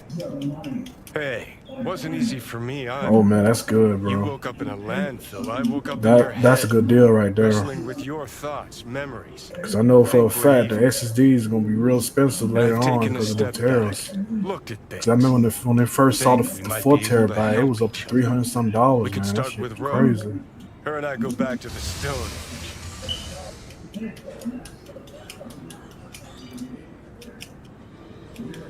Nice, man. You're the Let's ghost of get Chris's out of past, asshole. Any friends you had are either dead or so old their memory's gone. Johnny Silverhand died a legend. Nobody forgets that. So you fucking I'm getting know to see the future right What do I say to now. her? Like Gotta when talk I buy a brain tumor system, claims next it's her gen old friend system, Johnny? I'm gonna have to buy the Trust me, biggest. Rogue's heard I'm dumber gonna have to shit buy than like the that. biggest Way M.2 back I when can you were get. even Also, an it's not itch in your like daddy's real expensive. ballsack. Cause these Don't even games, convince man, you. Seeing your they're memories. huge. Gross. Rogue will dance to any tune I play or just get us to the afterlife.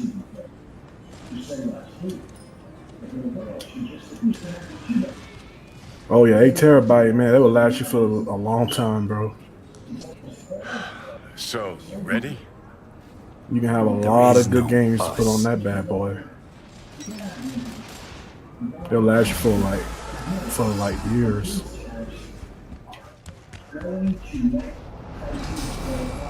Yo, Jay, you still there, bro?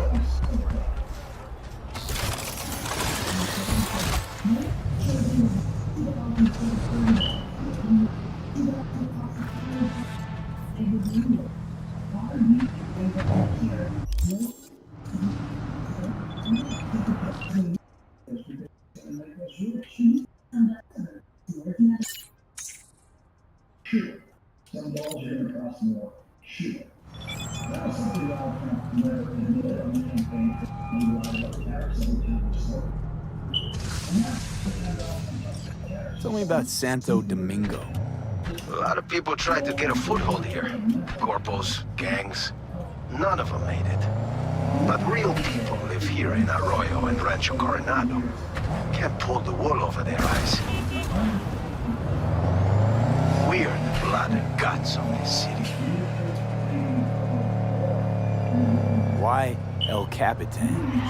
The people, they're grateful. They show me respect because I put them first. Wow, a true altruist. Corpo worlds and disease. Power's gotta get back in the hands of the people. And we'll do it. You'll see.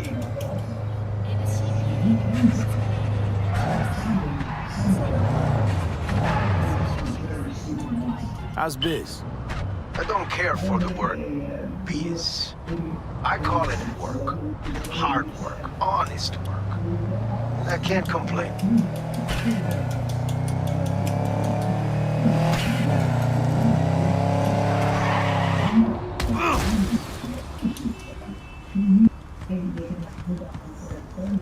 We'll talk later.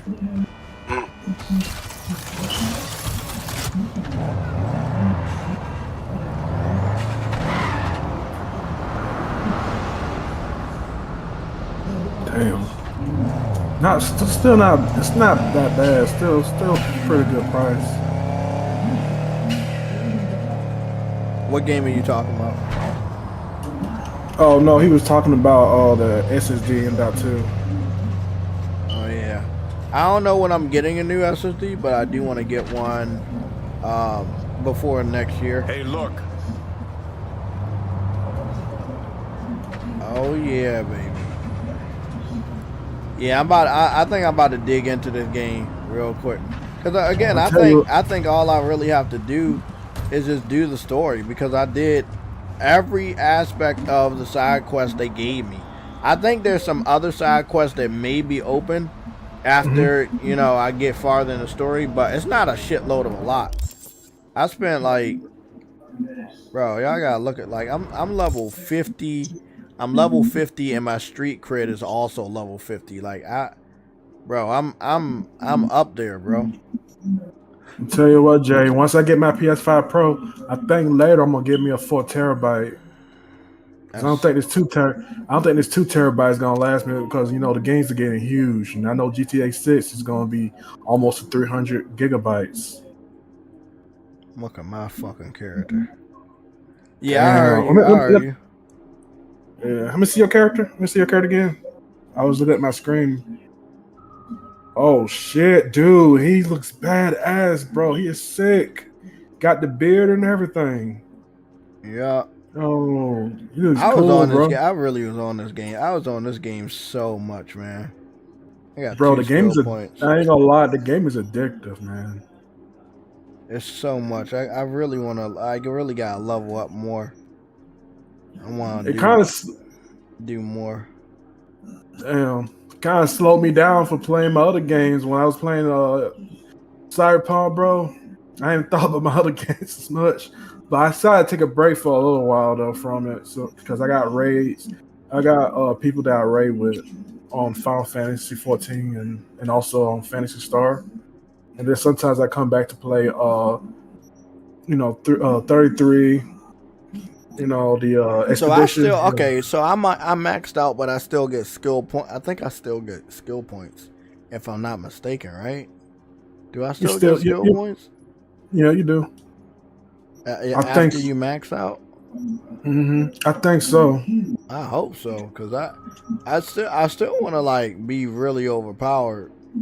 But I thought that I thought I maxed out at 50, but I don't know. Let me go. I'm gonna ask Google and see what the max level is. What is the max level for Cyberpunk 2077? The max level is 60. Oh, let's see. Can you still get attribute points on Cyberpunk 2077 after you max out?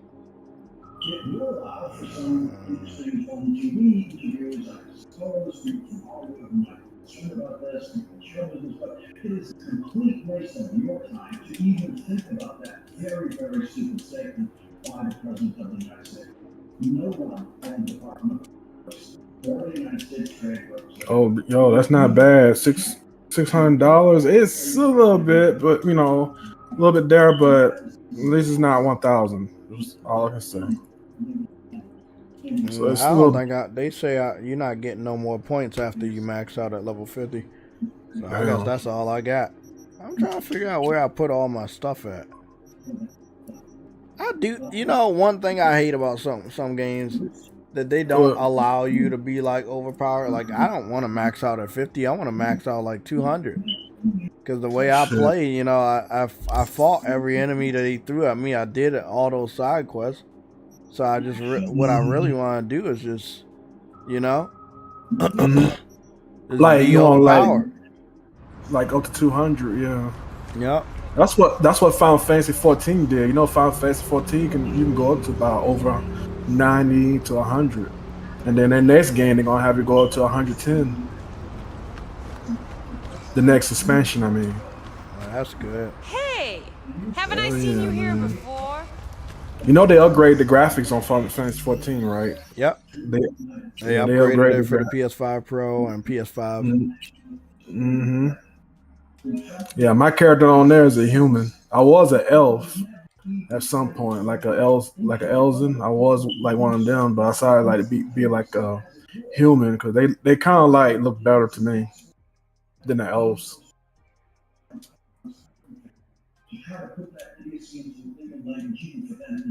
I remember when Final Fantasy was exclusive to the PlayStation. The only thing I played it on is the PS4. When I talk about like the Final Fantasy 14 when they used to only be exclusive to PlayStation. Well, yeah, I'm gonna get a new SSD later this year. Hopefully, it can drop a little bit more before people get wise and start getting a new SSD for games like Grand Theft and shit. I expect Grand Theft to be probably either 100 out the gate or 200 out the gate.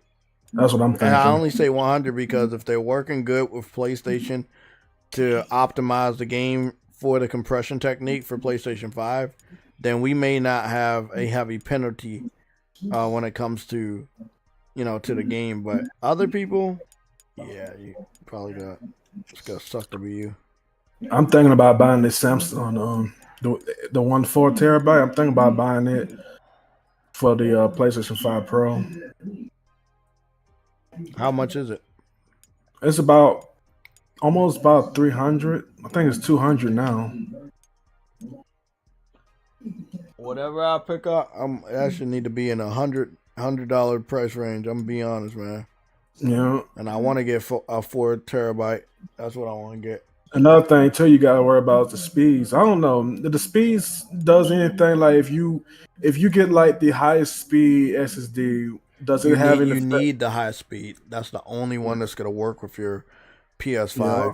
If you buy anything else, you're wasting your money, and it's not gonna work. Yeah. So make sure you do your research before you spend your money, and make sure it is the SSD that they tell you that works with the PlayStation 5. Other than that, this goes for you and anybody else. You're gonna be wasting your money because it's not gonna work.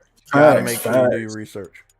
Facts. I do it. Yeah. I looked up a couple of them. Yeah, it's got to be NVMe2. M.2. Yeah, and then if it doesn't tell you on the website, always check with Google and see what they tell you if it's compatible. Because the last upgrade I bought, the M.2, it works on mine. It's real good. I got most of my PS5 games on it. I got you, Lucci. I got you. Yeah, I got the Samsung 990, and they said it's a good one for the PlayStation 5.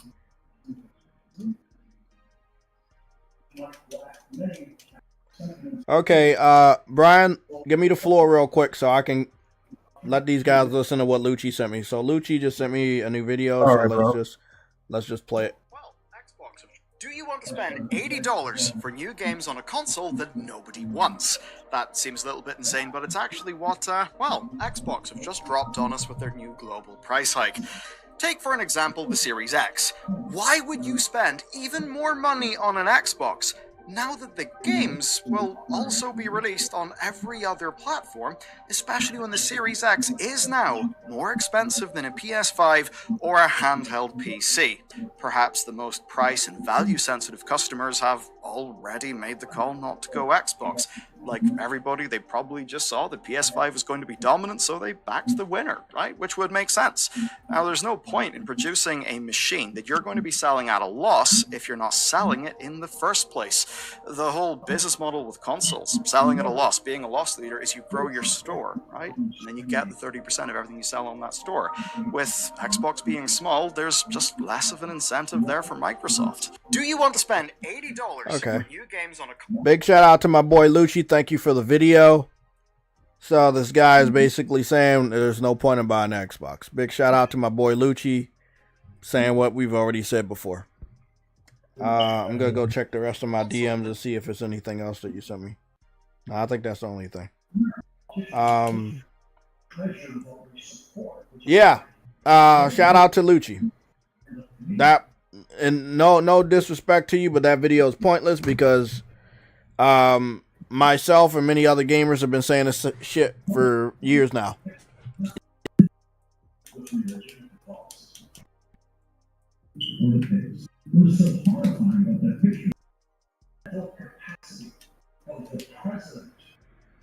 Yeah, we've been saying this for years. We've been saying it's pointless to buy an Xbox.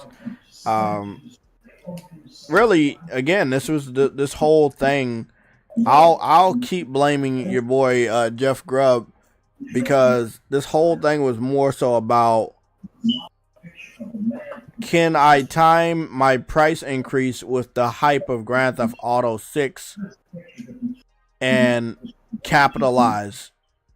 And I feel like Microsoft probably thought Sony was going to do it. And they also thought that the trailer was going to drop around the time that they announced it, and that it wouldn't hurt so much. But in reality, they announced the price increase, and the following day, Grand Theft Auto 6 got delayed. It wasn't until the following week, this past week, that we got the trailer that put a lot of hype in the court of PlayStation, because the game was running on PlayStation during the trailer. So everything Xbox has done when it came to the price increase, it backfired on them. And I've already saw that this was going to be the case, where due to the price increase, it would scare more gamers than already are to buy a PlayStation. Like, you already have all of their games. Forza and Gears are now confirmed for PlayStation. You already have Forza on PlayStation. Gears is coming over in August. And during the Xbox Summer Showcase, I can guarantee that Halo will officially be confirmed for PlayStation. And then, at that point in time, what is the fucking point of owning an Xbox? A price increase is going to do nothing but push you away. And I feel like no one's that fucking stupid unless you want people not to buy your system. And what Microsoft did with that price increase was not smart at all. You do a price increase. I say this. If you want people not to buy your system, do a price increase. If you want your last hurrah to try to make as much money as possible by boosting a price before you leave, then you also can do that. So maybe it's one and the same. They don't want people to buy the system. They want more people to go and go to PlayStation, and you also want to make as much money on your way out. Because let's face it, they seem to be doing a much better job as a third party, as you can see right here, making money off of PlayStation because we buy games and their fans don't, than they would be of trying to be competing with PlayStation. Because we saw how that turns out. It didn't really turn out very well for them.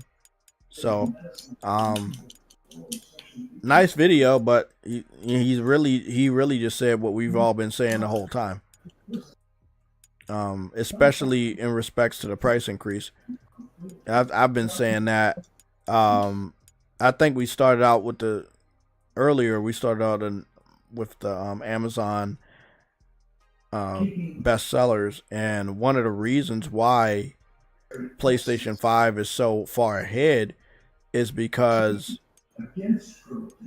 Grand Theft Auto is running on PlayStation 5 in the new trailer, and Gears of War got announced for PlayStation 5. And a lot of people are like, well, you know, what's the point? You know, casual gamers, content creators, all they're going to go buy a PlayStation 5 to play Grand Theft Auto. That in itself is marketing. When you see your friends buy a PlayStation 5 for Grand Theft Auto, when you see your favorite content creator buy a PlayStation 5 for Grand Theft Auto, that in a way is marketing the console to different people depending on who's watching you and your buying habits. Like, I don't market games purposely. I don't get paid to market any game to you guys.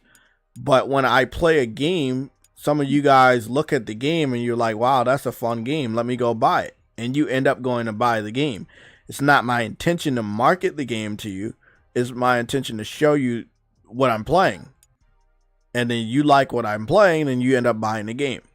So if you see your favorite content creator buy a PlayStation 5 in preparation for Grand Theft Auto 6, and you currently don't have a PlayStation 5, but you wanted to upgrade to a next generation console, what are you going to buy? You're probably going to buy the console that your favorite content creator just picked up.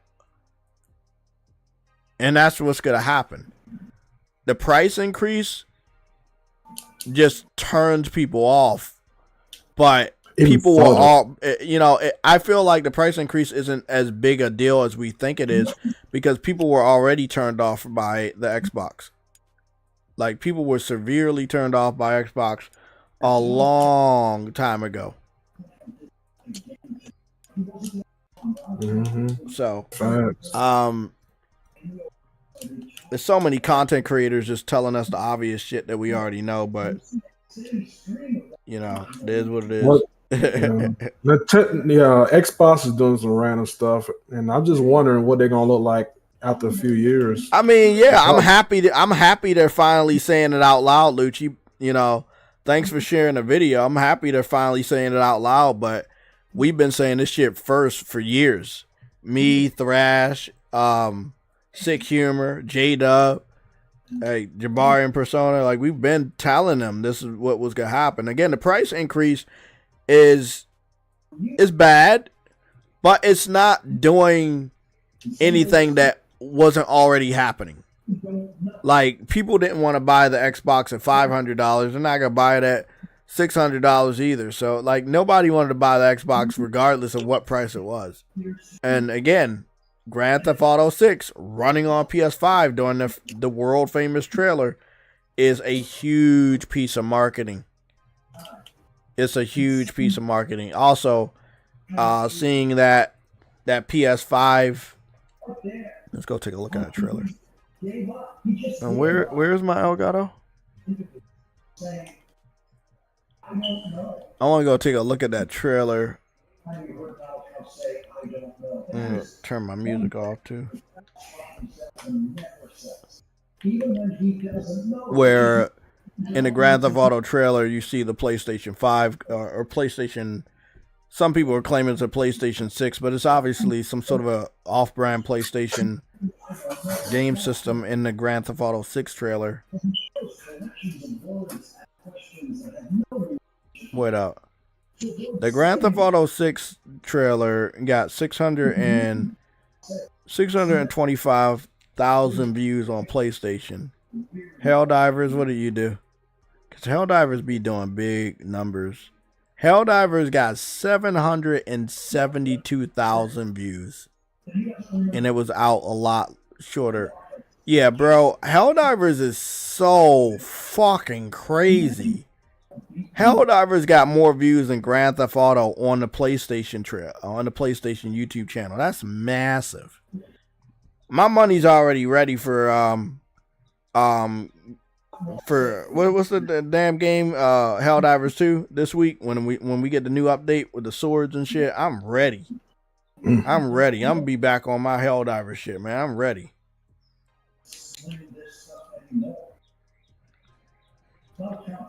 Is tonight a total loser Hey, Brian, you either have to turn your mic off. Oh, my bad, yo. Because I can hear the TV behind you, and I don't know if it's copyrighted or not. So I can hear that whole show. Oh, let me mute it for a second, bro. Sorry, Yeah, my bad. I can hear it. So this right here, obviously we all know about it. What looks to be some sort of a PS4 controller, PS5 controller, and then we also have the seemingly a PS5 console right there. And again, this is marketing in itself. This is another area of marketing, whether it was intentional or not. At the end of the day, like, it's gonna be a hard sell just off this one game. We only talk about this one game. Like, this game by itself is gonna do so many numbers, bro. Like, man, you gotta love it, man. You gotta love it.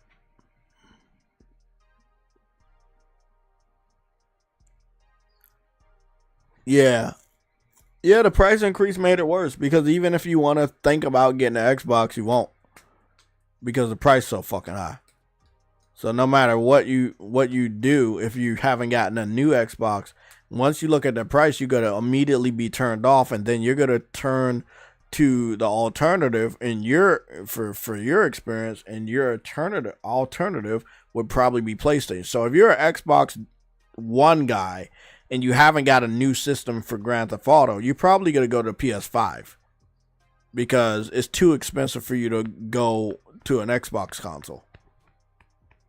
And again, we don't know if Sony's going to increase the price of the PS5. We don't know when they would do it, if they're going to do it.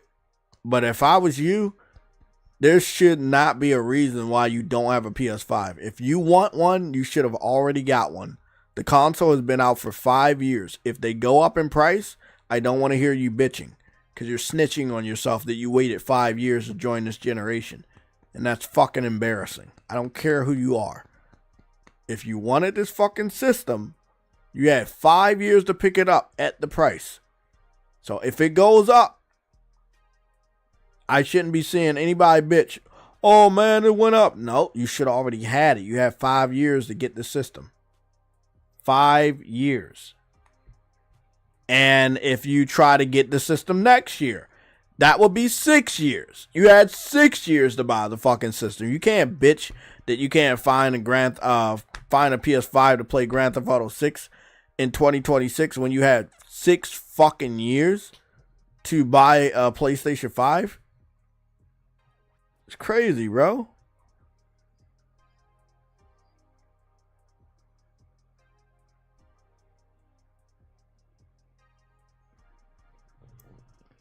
So I'm hoping that everybody can get their PlayStation 5 if you don't have one right now, because it's going to get increasingly more difficult to find one and purchase one for the price that you want, which currently is $500.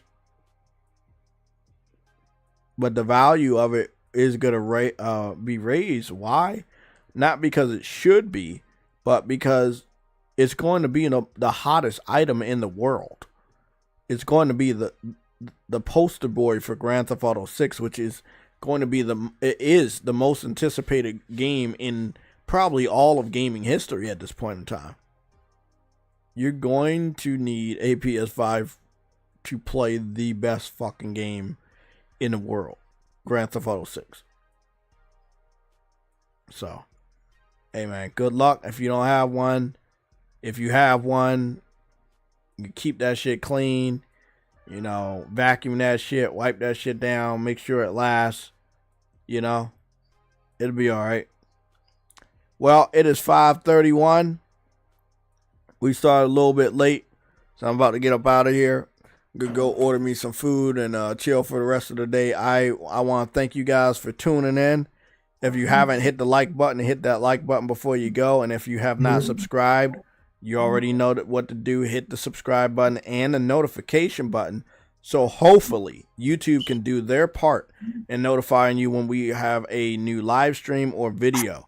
There is going to be a new short that I'm working on.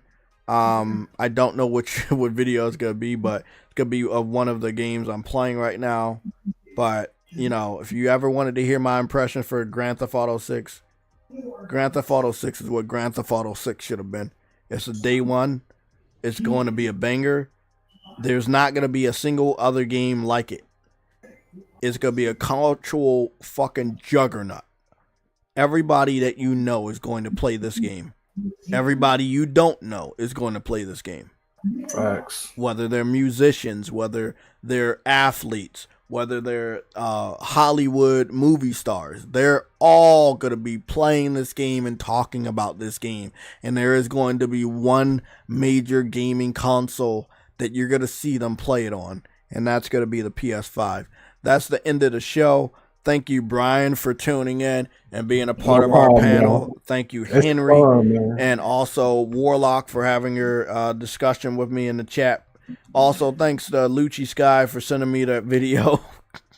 Bro, you got to label your shit important, not important, medium, because that shit was not as important as I thought it was. You had me racing over there to your DMs. I thought somebody said some shit that we never heard before. But yeah, man, thanks everybody in the chat. I'm happy that some of these journalists are finally growing some balls and telling the truth that we've already been telling it the rest of the gaming community. But you know, a lot of these guys are years late. I hope they continue to do so, though. I hope they continue to tell the truth. But it's, I'll say one thing. It's not going to look good. When we get the PlayStation Summer Showcase and then the Xbox Summer Showcase where they show off or give a teaser for Halo coming to PlayStation, it's just, man, if you're an Xbox fan, and I've seen a lot of their podcasts lately. I was watching a Boomstick, Double Barrel Gaming's podcast. Man, these dudes are depressed. Him and Dirk Grigady's podcast I watched earlier this week a little bit. I can't handle a lot of that. They just be delusional as fuck. But they're all fucking highly depressed. They know it's over. They know it is truly over. There's no path to any type of a comeback. There's nothing you can fucking do to make sense of this outside of the inevitable that Microsoft is about to wrap that shit up and go. Finally, they're about to leave the competitive scene when it comes to consoles. Okay, Ice Queen, we're heading off too. Man,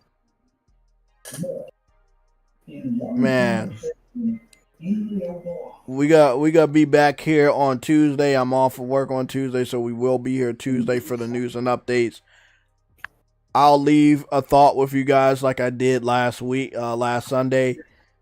As of right now, this is an empty week. There is nothing happening this week. PAX ended today. So, you know, when we go into this week, I don't know what's going to happen. I think that the Doom preview event already happened, if I'm not mistaken. So we already got footage for Doom. We got reviews for Doom. So I don't know what else is going down this week. That means it's an empty week. That means we could get some big news. News is only going to be pouring out randomly for the next 2 weeks.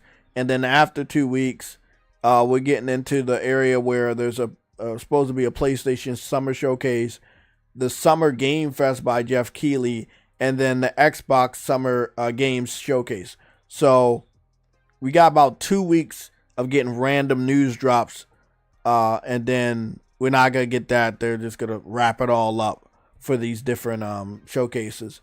So I couldn't tell you what the fuck I think's going to happen this week, but it's a little quiet on my schedule. It's a little quiet, so anything can happen. Nintendo still needs to make a little bit more noise, although they don't need to because they sold through all their stock of their Switch 2s. But just out of principle, make a little bit of noise. and celebrate the launch of your Switch 2. Nobody really wants the system. It's not gonna have Grand Theft Auto 6 on it, but you yeah, still makes a noise. We'll see what happens this week. Keep it tuned to the channel. Always check out the post section, aka the community section, where I'm giving you guys updates on red alerts and updates on timestamps and stuff like that. I don't know, man. I'm gonna tell you how I feel right now.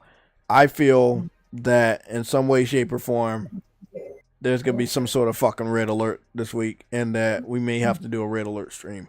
I don't know what the fuck is gonna happen, but I feel like it's too quiet, and something else gonna pop off.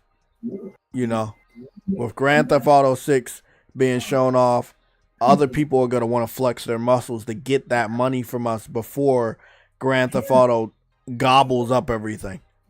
So I feel like it's somebody else's time to shine this week.